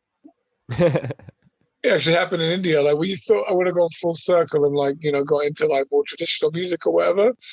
Yeah, that's where we discovered metal, which is fucking really, like, I don't know, ironic. G went with you as well then, yeah? Both yeah, of you? Yeah, well, I mean, what happened was our dad, like, kind of uprooted us, if you like. In 92, it was me, my brother and my sister, and my mum, and he moved us all to India in 92 with the idea for he had like a political sort of dream that he wanted to live out there, and he wanted to move us all there to help him live his dream, like, or whatever it was, like. So like, yeah, he moved us all out there in 1992. So yeah, we all went there together. Over time, my sister went back first. She was a little bit older and just couldn't settle out there. Yeah. And then my brother went back second because he's a year older than me, and he still had a chance to get in for GCSEs in England, because Indian education really doesn't like translate international. I don't know, international. I'm looking for international ball. Indian education, like, it doesn't have really. It's not really have any value here. So like, if you're like, if you got top marks in an MSc, a Master of Science somewhere, you probably it's really not going to have much value in an institution in the UK. Right. Okay. At the time, anyway. So we came back here for higher education, like we came back here for higher education in 95. But higher education from GCSE offers. Yeah. I didn't realize you'd gone out there for any period of time. I just thought you'd grown up here like us lot. No, it was weird. Like, it's probably inadvertently like one of the best things that happened, because I probably never would have turned into the person I am now if I hadn't been out there. Like, is discovering sort of like getting into metal, like getting like one day, like we discovered Headbangers Ball, my brother and I. And like, we started checking out bands like, it wasn't really metal to start with. It was bands like Extreme and like Aerosmith, like gateway kind of bands, because it's just rock and roll. And then sort of discovering Headbangers Ball and finding like bands like, I don't know, at the time it was like just shit like Monster Magnet and like Pantera and like Slayer, starting to get Slayer. And shit like that, like, and it was so weird. Like, it was easier to get hold of metal tapes and metal tapes in India than it was to get hold of other English music. It was just so easy to get hold of. And one day we got that Metallica Master of Puppets and Justice for All tape. Yeah. No, I don't know, man. It was just like, just fucking blew our minds, man. We're like, what the fuck is this? Like, type thing. And never look back, man. Like, yeah, man. So, like, and you know, a lot of the kids who I grew up with, who I studied with over here at that time, were like discovering, like, you know, pub lifestyle and going to, getting into cars and getting into fancy clothes or getting into like other shit. And I'm glad, like, if I hadn't gone out there and lived the life were forced to by living out there, not speaking the language, having to learn a language, and then not really having any friends to speak English with. If I hadn't like gone down that path, so I discovered Taekwondo out there as well when we lived out there. Yeah. And like, if it wasn't for that, like I never would have come back to being the person I am now. Do you know what I mean? So like, yeah, there's a lot of things like that you find. There's like lots of little things that you'll do that don't seem like they're going to be important later on, but that's what leads you to the life that you end up having. Yeah, definitely, man. Like, definitely. It's fucking mad when you think about shit like that. But so how did you find hardcore from metal then? Was that easy to find in India, or was that something you found when you got back to the UK? Oh, hardcore was a weird one. I think, like, because all right, so when you're coming from India, what happened was, well, my mum, like, all right, so my mum decided to bring us back, right? So what happened was my brother already went back. My sister had already gone back, but my dad really wanted me to stay out there. I mean, at the time, we had like a much better relationship than we have now. Yeah. My dad and I. And he really wanted me to stay. And I was like, kind of like, do I want to stay or do I want to go? And I was like, no, I have to go. I definitely want to go, type thing. So when we came back, like, my mom, like, took the whole struggle on herself, man. Like, so she was not only trying to raise 3 kids, like, in a country where coming back to England, which is somewhere we did live, but we ain't lived in forever. Yeah. So like, she got us back into the flat that we lived in first, and she was working like part time in a corner shop, and I started working part time in a corner shop. And I guess, like, we started really understanding, like, you know, life is fucking difficult here, man. Life is pretty rough here, man. Like, you know, but if you want to make it work and stick together and shit, you can make it work, you know. So it was like, man, it was rough. I was earning £21.50 a week. Sorry, my mum was earning like £51. Like, you know what I mean? It was like we weren't making a lot of money back then.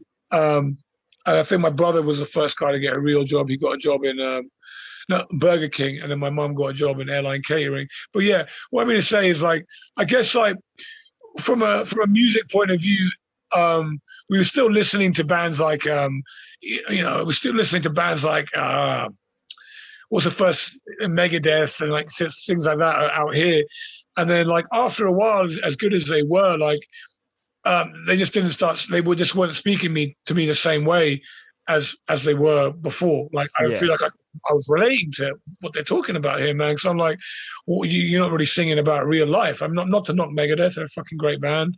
Listen to Anthrax and all that shit back then as well. Like, but not to knock any of them, they're great bands. But I just felt like, you know, shit just couldn't relate to it anymore, man. It was just like, I think the first sort of real big boy experience we had to hardcore was probably Machine Head, Burn My Eyes. And I know it's not a hardcore record per se, but I'm pretty sure on the Digipack they covered Hard Times.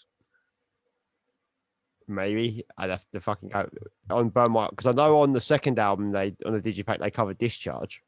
Yeah, I'm pretty sure they covered Hard Times. Yeah, and then anyway, but we was already listening to Biohazard. I got the Biohazard record, State of the World address, for £7 in a used CD shop in Ealing. Yeah. And I was already thinking, man, like, I don't know, people probably still debate whether Biohazard is a hardcore band, but whatever. I still call them a hardcore band. And, like, you know, there's the shit they were talking about just made fucking more sense, man. Like, you know, it is kind of at the stage, at the level where you're at in the world and shit, like, it is you just struggling to survive and keeping each other going and keeping each other motivated. And, you know, every day is fucking hard, man. It's fucking difficult. And like, you see a struggle like my mom's going through and shit, trying to make it work for Yeah. her kids and trying to make them have a better life and shit. And you're thinking, man, like, I don't know, it just all made sense. It just all made sense. The first real hardcore album I bought was Set It Off by Madball. Yeah. And that was, I mean, I also had Sick of It All, Scratch the Surface. But even as great, as amazing a band as they are, I would say the journey where it really started for me was Set It Off, Madball. Because I felt like these were just, at the time, they were just kids talking about life the way it is, not fitting in. Like when we went to school and we came back from India, I've really jumped back and forth with this story. I'm sorry. Like, that's right. So when we came back from India, like we just weren't accepted as everybody else. Because I mean, I was a bigger guy anyway, and we used to listen to metal, my brother and I, right? Yeah. So we used to get like fucking fights all the time, man. Everybody was trying to fight us like all the time, man. It was like, you know what I mean? It was just like really, really like every week there was something new happening. And I was listening to the lyrics and stuff like Set It Off, and I'm like, man, this is where it's at, man. This is exactly about my life. This is what I can relate to, man. Like, I don't know, man. I guess that's where the transition really happened. Listening to Set It Off, and then I guess you probably had more than one person say this, but at the bottom of the CD thank you list, I'm sure everyone says this. Everyone of our generation pretty much goes the same route. It's like we found it through Roadrunner bands. Like Madball, Biohazard, stuff like that. They're all on Roadrunner. And then you'd look at the thanks list and you'd go through that. And then you'd find all the bands they thanked. And you'd go digging around fucking Tower Records or wherever the fuck it was you got access to. The funny thing was, like, you would know which one was the hardcore band from the name.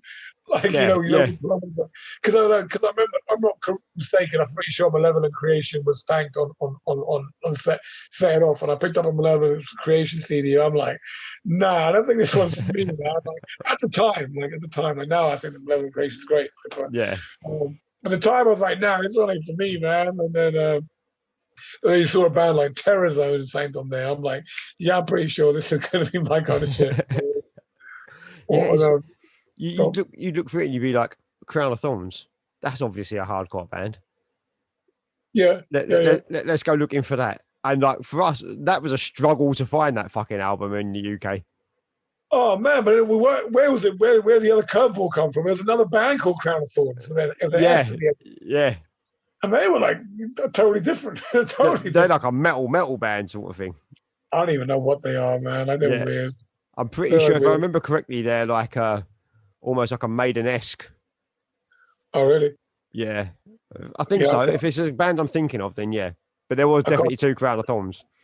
I can't think. I remember seeing Crown of Thorns in a HMV somewhere, and I was like, Crown of Thorns. And I picked it up. I was like, I looked at the picture on the back. I said, nah, this can't be the same band. Because before social media, you don't see people's faces, like, anyway, like, so you didn't know, but like you kind of knew. You know what I mean? Yeah, I mean, if you look on the back of it, it's a bunch of guys with like long hair in leather and all the rest of it. You're like, that's clearly not the hardcore band that I'm thinking of.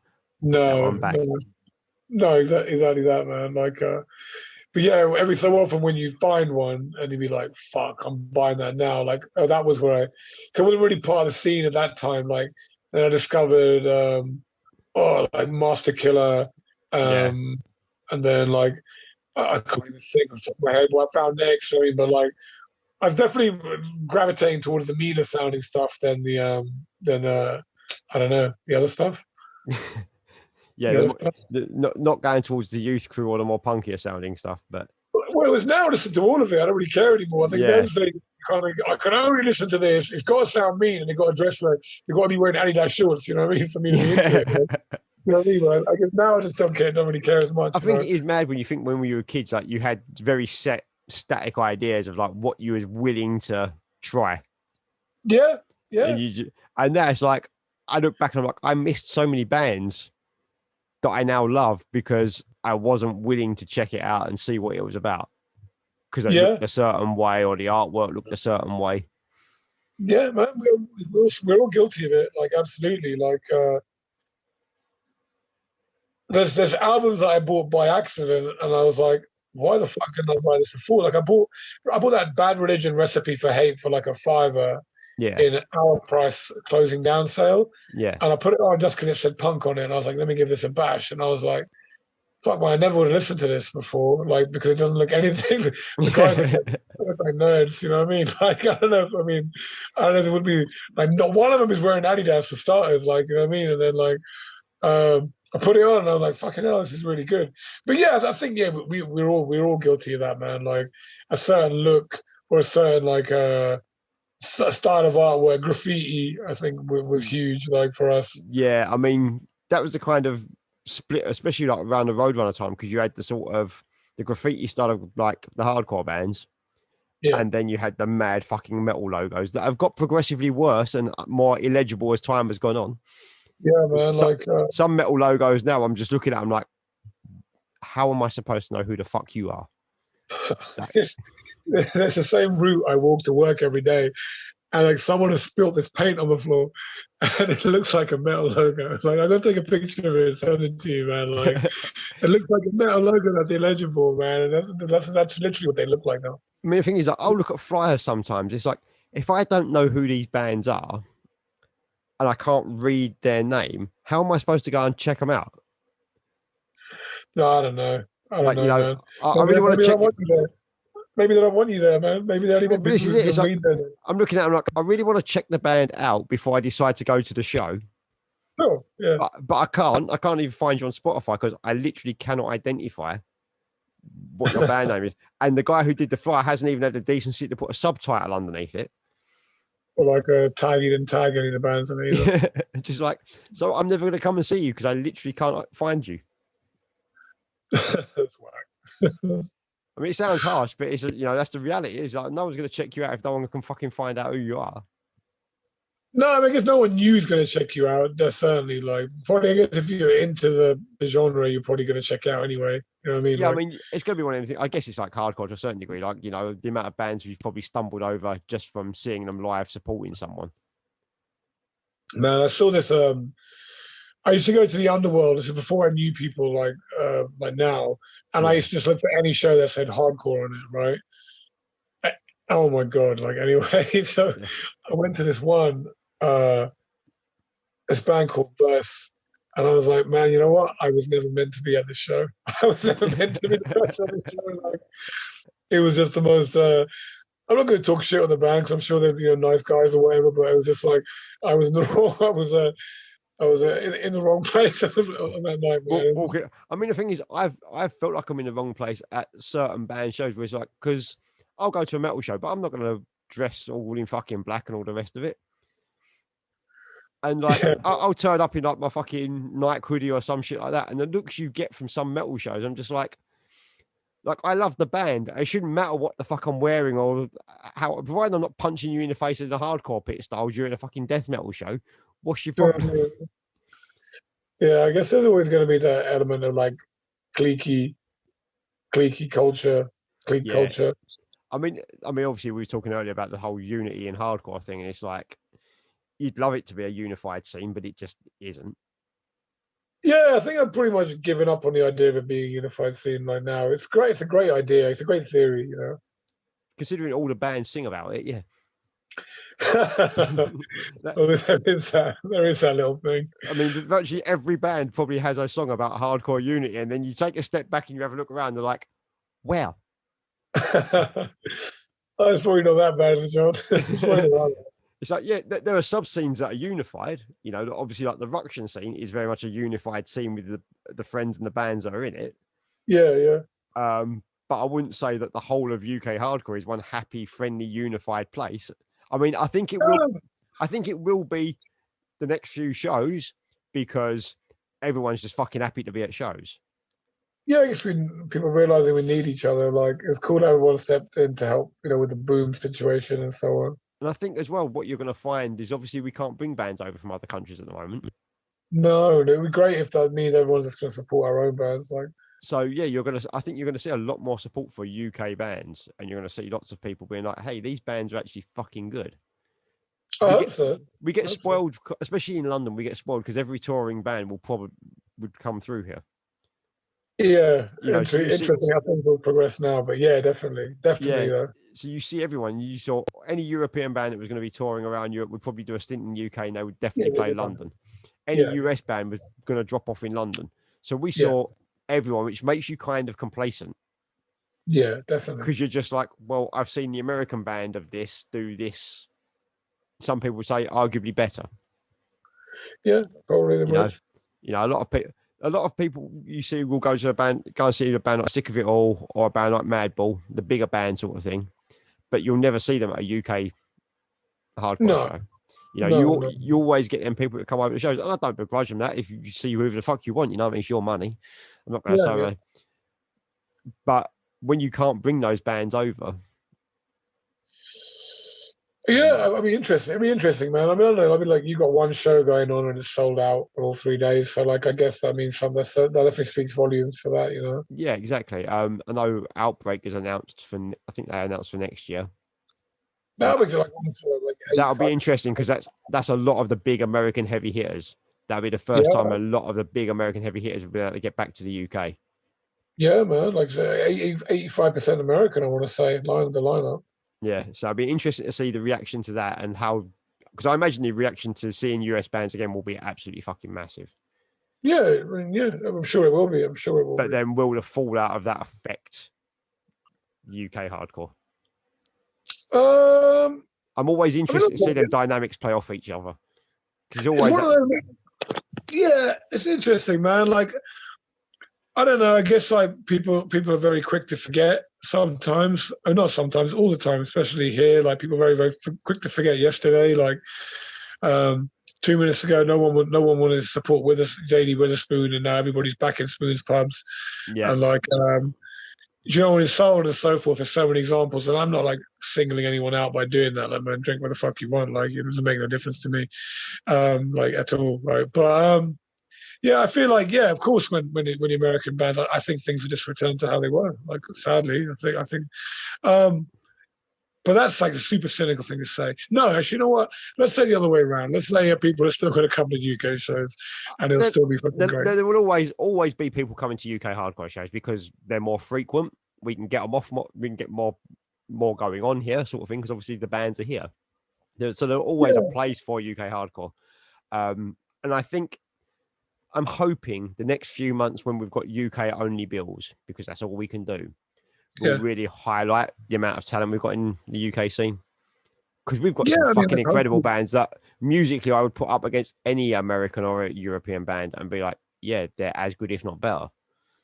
Yeah, I mean, it's just a difficult, like, I mean, it's difficult, like, to shape, to like you can't really. People are going to be how they're going to be, man. They probably feel more inspired. They probably feel more into the American bands. Like, I got into hardcore from American bands as well. Like, you know, and like, for a while, I didn't go to any UK shows. I didn't know they existed. That was that's the exact thing. Is like we came. I mean, in many ways, the form of hardcore that we're all into came from. Well, hardcore comes from America. It's an American fucking form of music. Yeah, yeah. You know, and so obviously, and this is what Ray was saying, I think, when we had Ray on the other couple of weeks back, was that thing of like, you need someone to make heavy music in the UK, but not call it hardcore for it to become its own thing and blow up. Yeah, that's a really good point, man. Like, because I think with our music, our metal music is respected all over the world. Like, you know what I mean? Like, we've met some of the best metal bands. Like, if you said like the top 5 death metal bands. If someone said to me, I can only listen to 5 metal bands ever again, I would have Carcass, I'd have Bolt Throw. English bands, I'd have Carcass, Bolt Throw, Napalm Death. Do you know what I mean? Like, I would easily reel off five English names. Like, and I'm sure there's people around the world who probably have Carcass in there or Bolt Throw in their top 5 bands or whatever too. Like, you know. Yeah. But yeah. To call it hardcore, it's it can be quite a snobby scene sometimes. Like, certainly internationally as well. Like, it can be quite snobby, like in terms of, oh, they're trying to make hardcore too, type thing. I don't know. I guess I don't know. We're not going to know unless we take a cross section of data and ask 100 million people in a survey or something. But you know what I mean to say? Like, I guess we're never really going to know the answer. But yeah, if we just played it off as just music or not a hardcore show, it might be interesting to see what the difference would be. It would be interesting, like Metal Night, even, or like, you know what I mean? Like, it would be interesting to see. I mean, yeah, I think that was what Ray was saying. Is like you need a new form of heavy music to come through that still pays homage to hardcore, but doesn't call itself hardcore. Like grime came out of garage, but it doesn't call itself garage. It calls itself grime, and it became its own thing and blew up of its own accord, sort of thing. Yeah. And what Ray was saying was like, you know, you need a form of heavy music to do something similar to that. That's interesting, man. Like, yeah, don't even call it hardcore anymore. That's interesting, man. But again, that would have to be the next generation, I think. We're too old. Let's do it now. Let's do it tomorrow. We're too old. We are hardcore. Like, we've grown up with that, and that's the moniker we've always thrown around. It'd be weird to change it to something else. Today's the day, man. Let's call it something else, man. Let's call it something else. Let's call it firecore. You can't even have the word core in now because there's so many forms of this core, that core, and the other that relates back to hardcore. So you can't even... Fire music. And no one can fuck with fire, man. This is called fire. UK fire. Damn, it's called fire. No, that's a really interesting point, man. I would say you kind of gets put into a box when it's called hardcore. Do you know what I mean? Yeah, and I do think I don't want to say that it's limiting, but it can be limiting. Like, because people automatically have an assumption of what you are and what you're going to do. Yeah. And what you're going to be like. And it's just like, okay, well, if I want to do something else, are you still going to like ride with us? You still going to come to our shows? Or again, that goes back to that point we were making earlier about what is hardcore, I guess, what defines it. Yeah, no, definitely, man. Like, it'd be interesting, man. Like, I don't know. I guess let's see out the remainder of this year, the shows that we got coming up this year, like, and then we'll play it by ear. I mean, I absolutely can't. Fire hit the streets. Before we get that fire on the street. I absolutely can't wait for shows. Like, I think they're going to be incredible. Straight off the bat, these first few shows that come back, everything through to December is going to be amazing because everyone's going to be on it. Yeah, man. Like, yeah. I hope fucking the rest of the world just stays honest with like fucking COVID shit as well. Like, I hope that all stays honest. Like, you know what I mean? There's no more lockdowns. No, fuck no more lockdowns. No, because I don't know. You hear those rumors flying around all the time. You're like, oh, fuck. Just don't even talk about it for now, please. Let's enjoy this fucking week of freedom. You know what I mean? This is it. I mean, like, just chill out, take it easy, turn up, go to the shows, have a good time, and just fucking enjoy the time you can before that. Because I think there will be another one, but yeah, I mean, yeah, this show is going to be great. That's going to be fucking great. Sold out all 3 days, like, and we got the iron down. I'll be honest, that did blow my mind. Yeah, no, sick, man. That selling out as quick as it did across the 3 days, I was just like, oh shit. But that made me realize that, you know, people are going to support hardcore in the UK. No, it's great. It's great, man. People are traveling down and up and down the country for it. It's great, man. It's mad. I was just like, fucking hell, like, bare people coming. And then I got the list of the ticket list through the other day of like who's bought tickets. I was like, Jesus Christ, there's loads of names on it that I don't know. Yeah, like, that's the best thing. It's not the regular people that I mean, there was obviously the regular people that we see on virtually every show, but there's loads of names. It's like, fucking, there's kids that have got into hardcore during lockdown. Yeah, that's like, great, you know, man. That blew my mind. I was like, hang on, there are people that have never been to a show because when they got into hardcore, there was no shows to go to that are going to be coming to their first hardcore shows at things like UK Hardcore Returns or the show that happened the other day at up Leeds or wherever it was. I saw that Cruelty, I think it was, wasn't it? Chamber, I think it was Chamber, Cruelty, something like that. Well, someone began with C. I get that wrong. Oh, mate. I'm so fucking bad with band names. I'm bad with people's names. Someone introduced me to someone like, yeah, cool. 2 days later, I'm like, I know his face. Do I know him? I don't know. Maybe. Don't know his name. Fucking mental. But yeah, I think it's going to be really. It's going to be great. It's going to be a great time, man. It's going to be a party. Yeah. So let's move away from the hardcore bit for a little while because everyone knows you're into hardcore. Yeah. One of the things that surprised me the first time I really met you was your sudden massive amount of knowledge on comic book shit and Marvel and stuff. Oh yeah, man! Like, because you never come across as the comic book guy when I first met you, sort of thing. Yeah, man, it's like one of those like again, it's something I picked up when I lived in India, man. Like when you're living out there, I mean, a lot of the comic books I used to read in India were in Hindi. Hmm. And like, and I had to learn Hindi and Punjabi from scratch when I went to school out there. Yeah. Um, so a lot of the comic books I used to read when I was out there were like, there was a guy called Super Commando, and there was a guy called Nagraj, which means Snake King. Snake Okay. King and Super Commando is kind of self-explanatory, I guess. Yeah. So I used to read those comics in Hindi, and then I started discovering there was a bus garage where we used to get the bus from, I guess, in India, and that's when I started finding a place that actually had English comic books, Right. and Yeah. I would buy anything they had. We would buy anything they had, like. And there's a place called Reader's Digest, Reader's Paradise Right. In Model Town, was where we used to buy the metals tapes from. And my brother used to buy the comic books from there, and like he was into them way before I was. Like Yeah. I'd be like scavenging through his shit after he'd read them. Do you know what I mean? Like and then when I came back, when I was on my own out there, that's when I really started like getting into them. Because what happened was when my brother and my sister went back, I didn't really have anyone to talk to out there, so like I had to make a lot of my own entertainment. Like Yeah. you know, so like I was reading a lot of comic books at the time, and yeah, man, like I discovered I was reading like Spider-Man and shit like that. So I could read anything I get my hands on, like in there. So there, I got Spider-Man. We could get Silver Sable. Like random characters like that.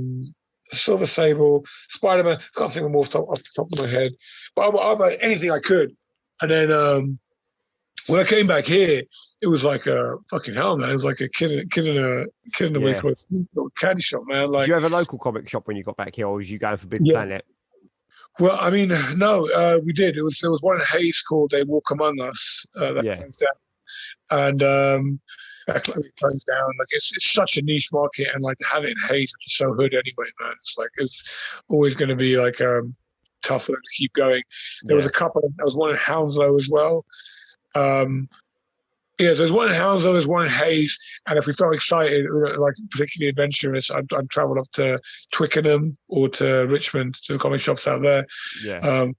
But yeah, man, I used to fucking love that world, man. That whole like stepping out for reality for a little bit and just joining this fucking superhero world, this fearless fucking this fearless like person who's just fucking making shit happen and like, you know what I mean, crushing the fucking enemies and shit. Punisher was my fucking shit, man, for years, man. Like, so you trying to think? So was you on the Punisher Max stuff? Yeah. I love. I've got the mad Garth Ennis run. This is just hyper violent.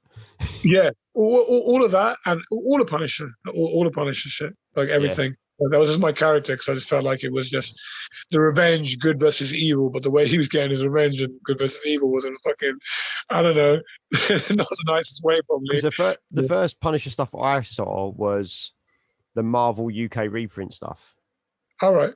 So, because I was already buying, as a little kid, I was buying the Marvel UK reprints of Transformers. Right. Well, actually, Marvel UK had its own thing, and the Transformer comics that came out here were different to the ones in America. But we had big one. Yeah, but they also their own stories. They weren't running the same stories; they were running their own shit.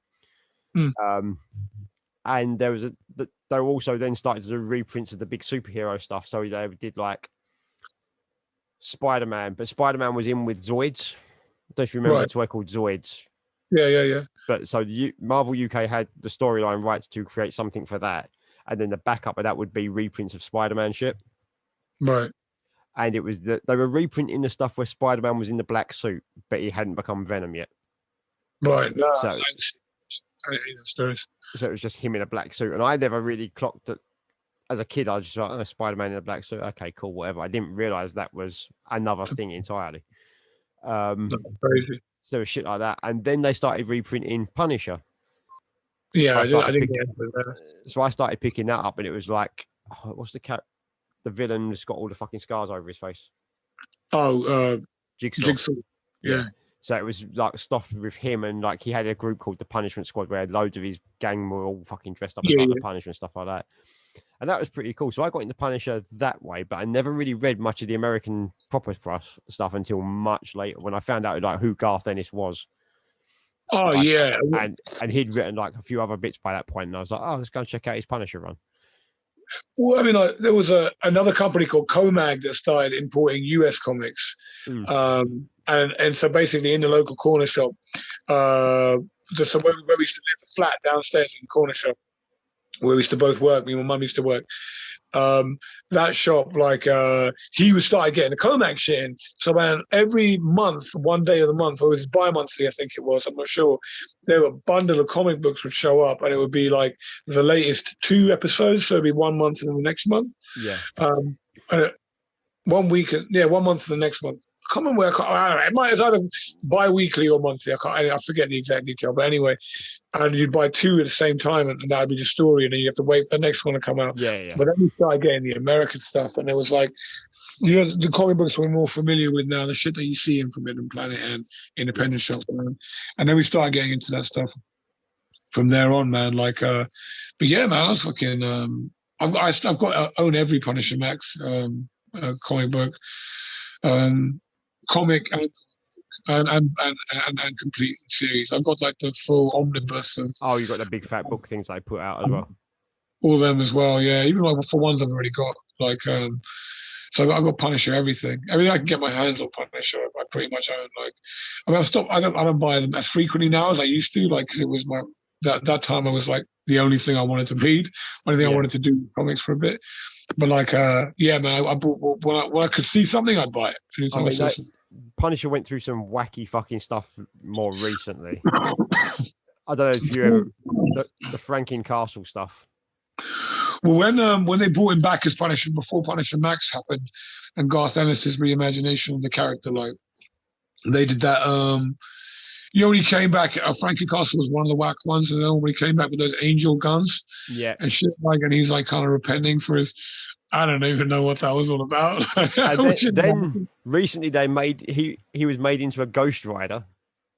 What? I'm lost on it. I'm lost. That Punisher, the version of Punisher that was that become one of the Ghost Riders as well, and I was just like, the fuck are we doing?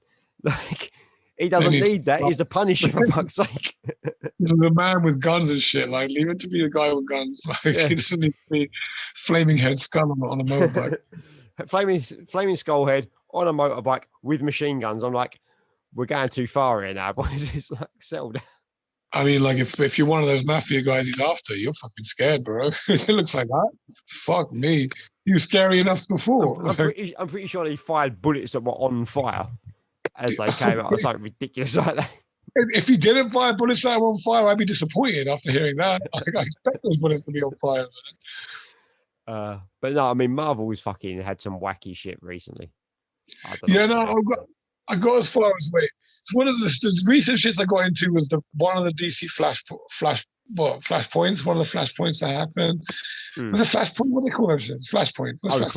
Flashpoint was the one that kickstarted the New 52 in 2011. Yeah, I did that, and it was just like this. I was just reading it, and I got all the every episode issue. And I was like, this is whack, man. They need to stop. The biggest problem with Flashpoint was Flashpoint itself is massive. And if you only read the actual Flashpoint comic, because they did it as a separate title, it doesn't make a lot of sense. Because shit's happening in every other, like there's shit happening in Batman, there's shit happening in Wonder Woman. So I got a series of about 100 issues. It's about 100 or something. Yeah. And it's 52. 52 in total, I think it is. Yeah, every story of every character, Lois Lane, playing Batman. Oh, so I think that's what is that the title that's called 52? It might be. There's a title they called 52, which is like Superman, Batman, and Wonder Woman aren't in it; they're all dead or whatever, and it focuses around the other characters. It was on before that. Then they did. Then there was Final Crisis. There was Final Crisis, which was fucking nuts, and you need a hell of a lot of drugs to understand what the fuck's going on. I didn't read that one. I didn't read That was by Grant Morrison, Scottish guy. I like Grant Morrison. He did a lot of good Batman ones as well. Oh, his Batman run, his standalone Batman run is one of the best Batman runs of all time. Did he do the R.I.? No, he didn't do R.I.P. Batman, did he? Which one? Wait, did he do the He did R.I.P. Oh, was it R.I.P. Batman? He didn't do that, did he? Yeah, He didn't do that. That's why I say that's kind of like the middle part of his run. Yeah, that's right. Yeah, he did that. I remember. I thought that was fucking great. Because that's where Batman, like that's the one where Batman comes back in that sort of white, orange, yellow, red suit, and he's got Batmite as his conscience floating around. Yeah, you know what my favorite one was? You know that one they loosely based, they loosely used for the movies, the second lot of movies. What's the name of that series, man? With so what's the one with Azrael and Oh, Nightfall. Nightfall? Oh my god, that shit is the best. That's the best comic series, man. Right. So Nightfall is there's the first Batman comics I bought. Yeah, man. How good though? How fucking So good. the first issue I bought, it was in the local newsagent just around the corner here, and he used to get comics in back then, and he had Batman issue 500, which is actually the end of that story. Okay. And I didn't know that, but I picked it up because on the front of it, it was like it's one of these like die cut gatefold type covers. It looked beautiful, and the front image is just standard Batman as you know him. Yeah. And then when you open it up, it's the Azrael Batman with all the claws and shit. And I was like, what the fuck? The reason I bought it was like, what the fuck is that? I read it, and obviously it wasn't Bruce Wayne as Batman. It's Azrael as Batman at that point. And I was like, what the fuck's going on here? So I then had to go and find like the issues that led up to that to make sense of what the fuck was going on. That shit was genius, man. There's a scene where like Robin is observing Azrael, and Azrael's like talking to himself and being all mad and shit. Yeah. And Robin's like, I don't know what to do here, man. I'm just gonna leave this guy do it. It's like that thing. Because that's in the second part. Nightfall split into kind of three chapters. You have Nightfall, Night Quest, and Night's End. Right. So Nightfall is the issue 500 is the end of Nightfall, and that's when Azrael beats Bane. And then goes, now I'm taking over as Batman properly. And then Night's Quest is where he starts to go fucking proper mental when he's talking to himself. Yeah, that's the best. He keeps seeing the ghost of the medieval night guy, and he keeps talking to that. Yeah. It's like, who came up with that story, man? It's so ridiculous. Like that's he used to write for Judge Dredd. Oh, he had to be a guy who wrote for Judge Dredd. It's another British guy. That is part of the whole British invasion that happened in the 80s. No, that was just genius, man. Like Alan Grant. Alan Grant, yeah. It was Grant, and he used to couple with that artist who recently passed away, Norm Brayfogle, I think. Yeah. Yeah. He was really. He taught me Batman. Yeah, that was like. I mean, that was my introduction to Batman comics. And that was like 92, 93, because it was just after Batman Returns had come out. Yeah, or the first Batman really got me back into Batman. My brother's always been into Batman. Like that was his character. His favorite was always Batman. Yeah. So he had all the Batman. So it's quite easy for me to work through the Batman because there's so many lying around. Like, do you know what I mean? Because when you say like it's the last film was obviously Bane, and that was kind of they took that from Nightfall. But a huge part of that film is also from what's the fucking one with the earthquake? It's like a massive fucking story. No Man's Land. Oh, No Man's Land is the one where it's sealed off. After you had the earthquake event, and then they seal off Gotham and say that no one can go in there because it's got too many criminals. So basically the US government cuts them off. And wait, is it the superheroes are trapped in with the villains, or is it that? It's basically whoever's in Gotham after a certain time, is stuck there. They can't get out. And so obviously the villains kind of take advantage and split Gotham up into like territories. Yeah, I do. I think I read one of them out. There was like 5 or something, wasn't there? There's like 5 big books of that. Yeah. I think I read one of them. And at the start of it, Batman's not in there because he'd actually gone as Bruce Wayne to fight for Gotham's rights to remain part of the US. But he'd gone as Bruce Wayne to like Washington to be like, look, I'm this billionaire Bruce Wayne. I want to like fight for Gotham to remain as part of the United States. Yeah. So he's not in the city.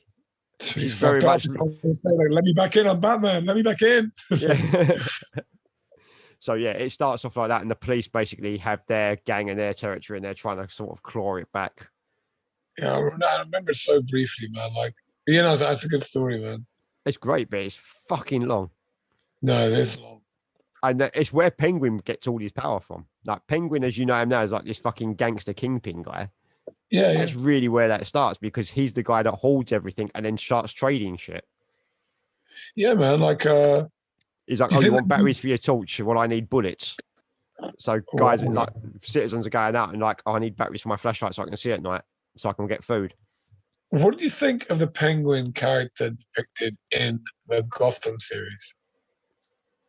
I stopped watching the Gotham series after about series 1. Yeah, really, yeah. Mate, I They was made him like, really interesting, man.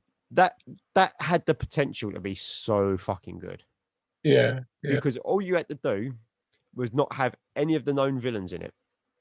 yeah, yeah. If you'd It have was just just, gone right, it's the mafia families that are in Gotham before Batman turns up, yeah, Falcone. Falcone and Maroni and all that lot. Falcone and Maroni. You have them lot running it, Yeah, and then you have like a young Jim Gordon coming in as the lieutenant yeah, sure. and Yeah, and almost do it like The Wire, but set it in Gotham. That yeah, would have been perfect. That would have been a perfect show. But instead, they were like, "Oh, but it won't sell like that. So we've got to start introducing the known villains." I was like, "You don't need to sell this to people. You just need to go. It's Gotham. That sells it itself." Yeah, but it probably could have been done better. But like, I still watched it anyway. I watched that one.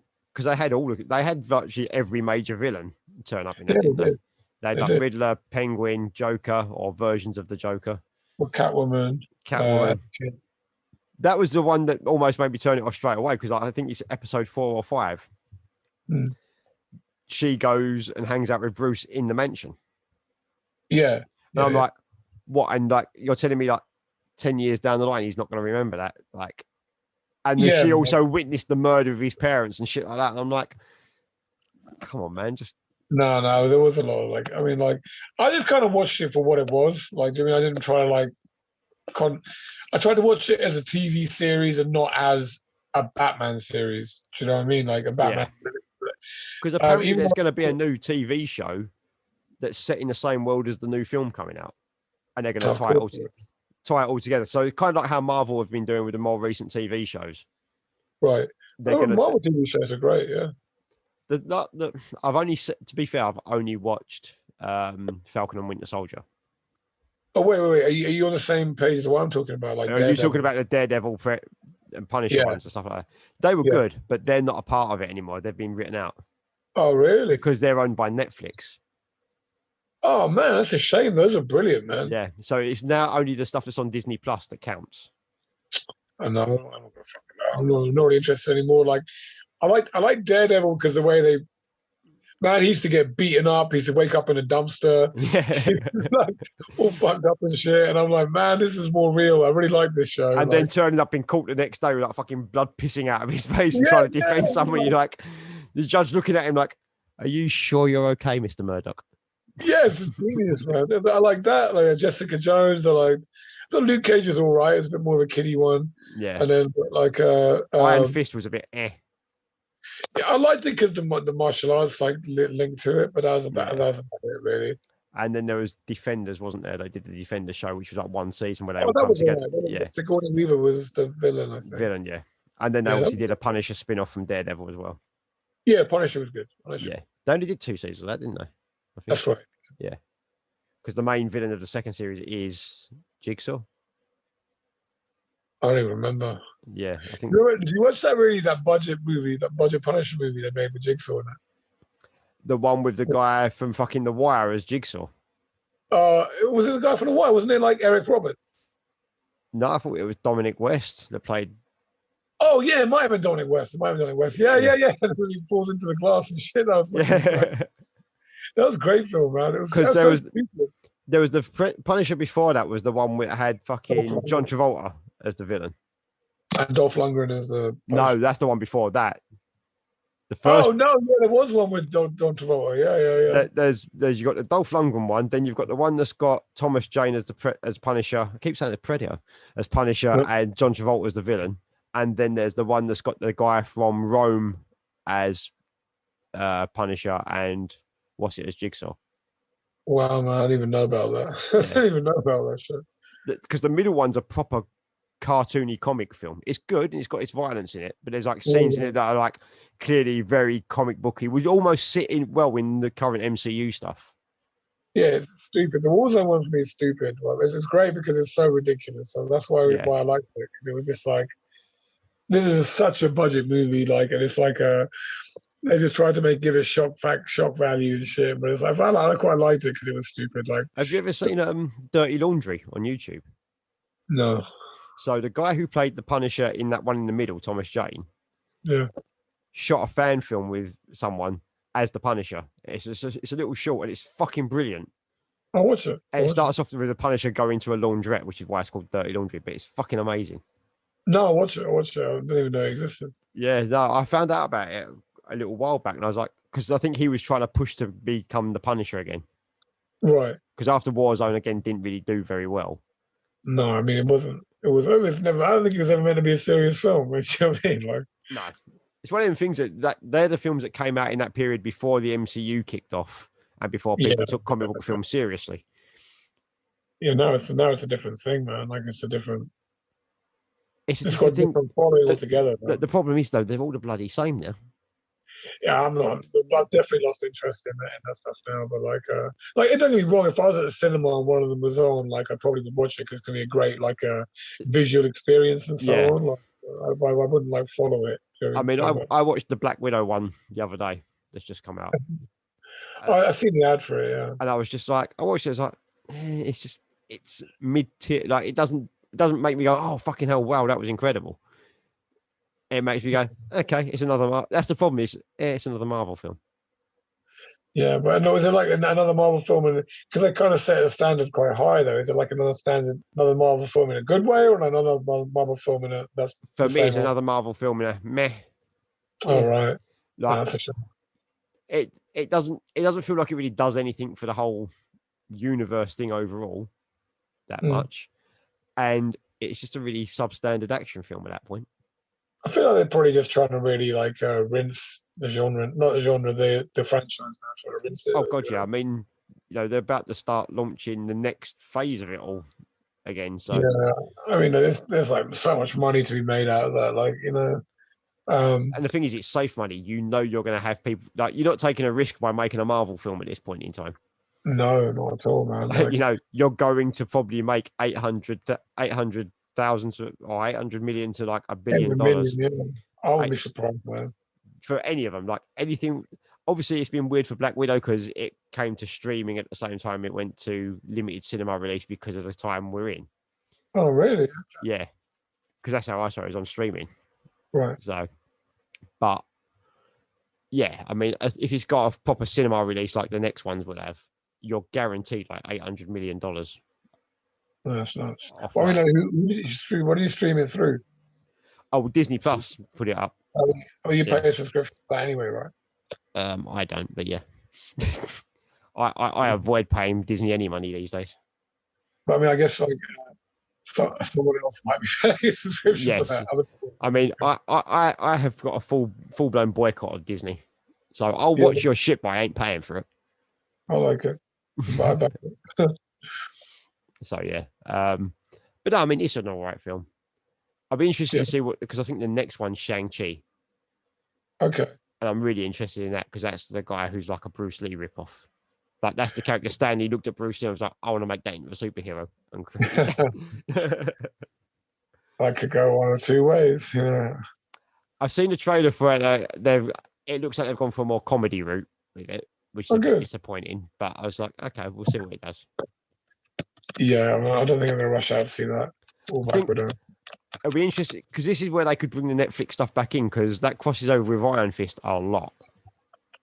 Yeah, that would be cool, man. So if they bring the actor back from Iron Fist and just have him, even if that Danny Rand just sort of passes through in like a cameo scene or something. Yeah. Just to acknowledge it and be like, okay, cool, that's fine. And then you never have to hear from Iron Fist again for however long they take to recast it or do whatever the fuck they're doing with it. I'd take it, but I guess that was one of the weakest of the bunch, Iron Fist.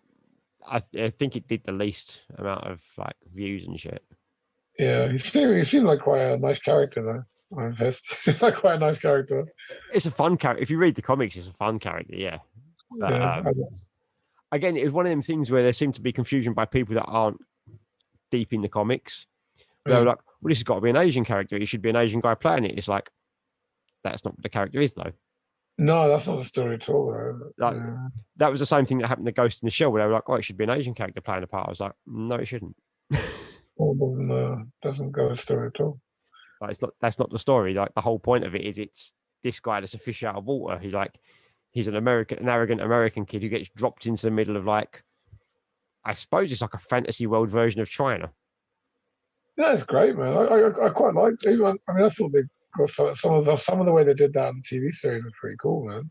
Yeah, it just got really badly received. Like, people just fucking shat on it from the start. Yeah, I mean, I don't know. Like, what gets critically acclaimed and what doesn't is so like. I mean, like, I rarely sort of go by reading an opinion before watching something anyway. But then I did when I found out that what do you call it, the Daredevil or Jessica Jones were award winning. I'm like, man, I believe that, because that was fucking amazing television, man. That was great. For what it was, I mean, of course, it's about. But that's it, you know. Like, I mean, I don't generally listen to opinions in general, but if it's someone who I know has similar tastes to me, right, then I'll kind of go, okay, well, if you say it's good, I'll probably go and check it out. Yeah, but never send me bands to check out, because I never will. No, I don't really. Yeah, I think like it's like. It'd be like if it's a movie, if it's a TV series, or if it's a movie or something. If it's a new album and someone says, "I don't like that album, don't listen to it." Like, what are chances of you listening to it? Probably still very high, isn't it? Like, I still want to listen to it. I like that band or whatever. Do you know what I mean? Like, yeah.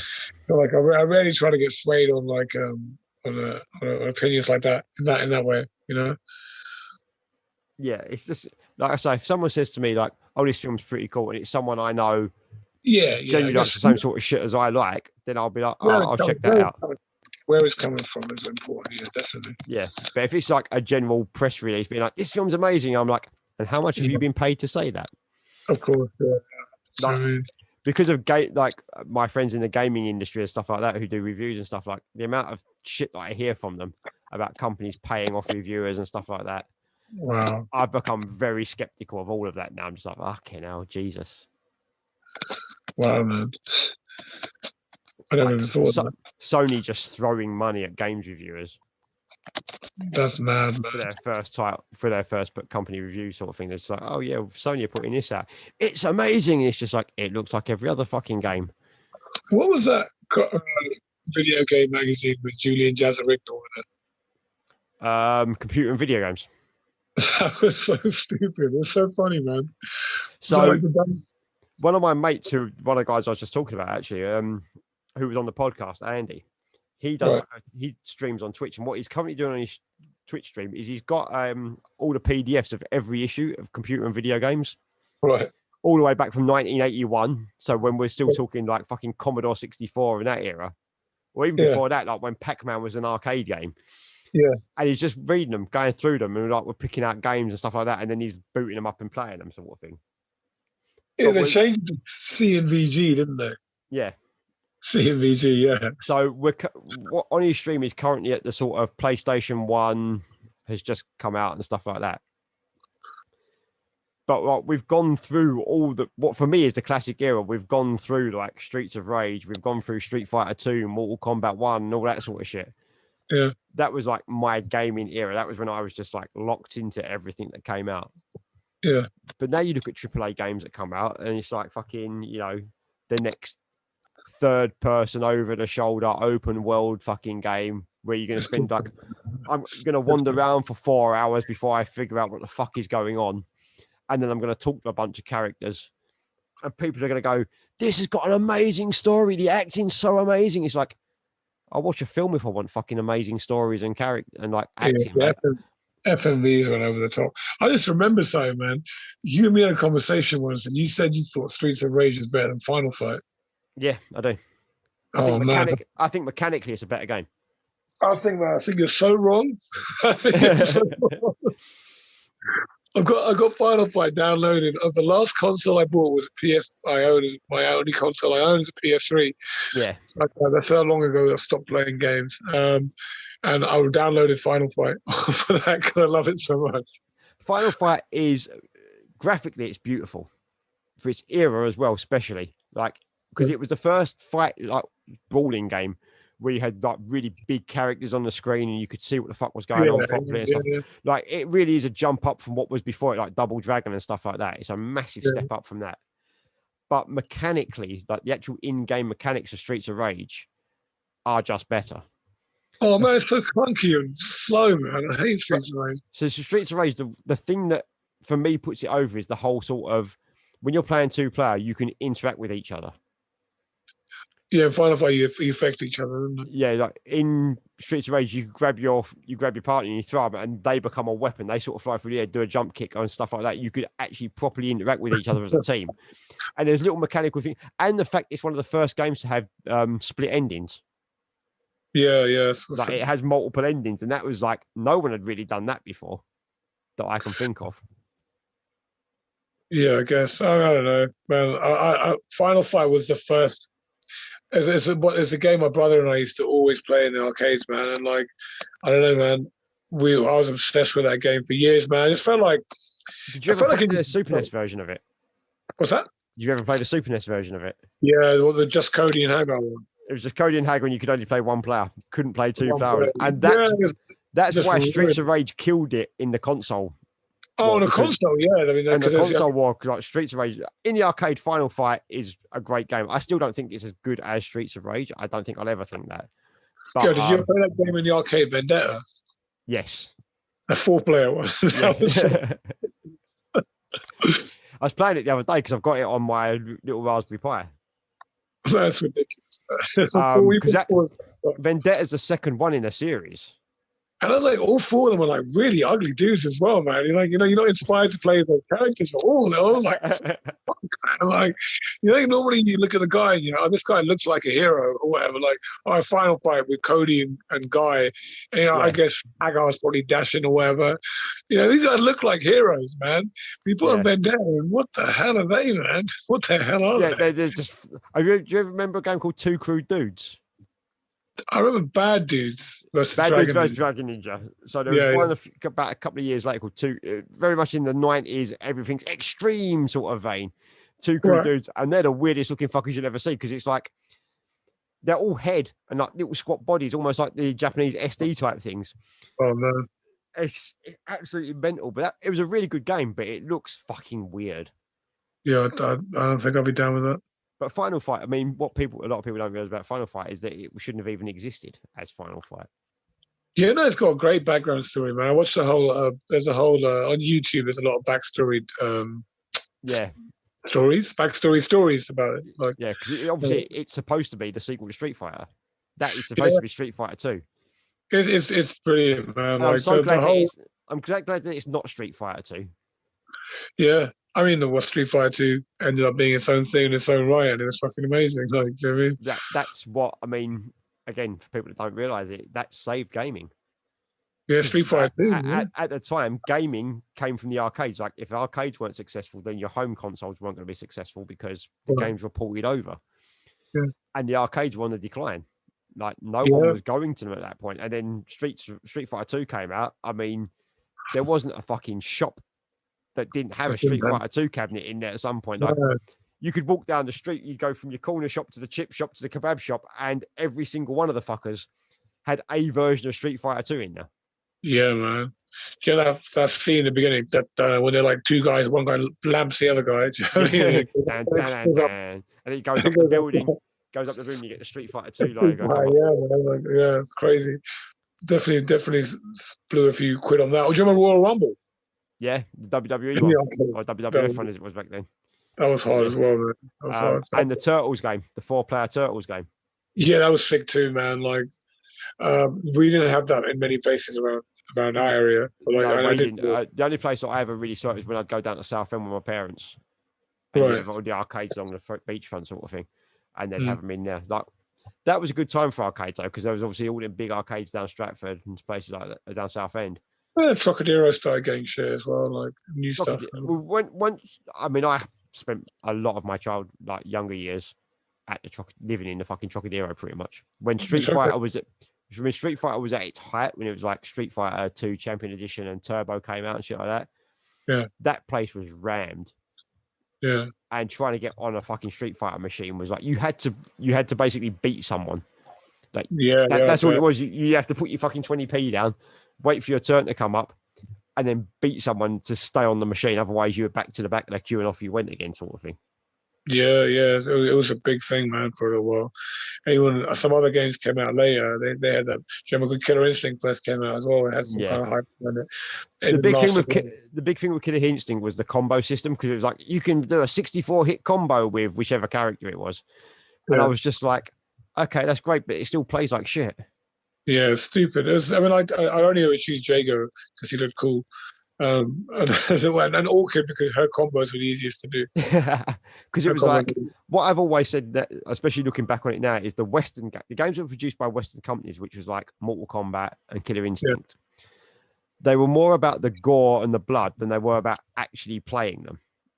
Yeah, they weren't great. They felt, looking back on them, they feel horrible to play. They're clunky. They're just stiff.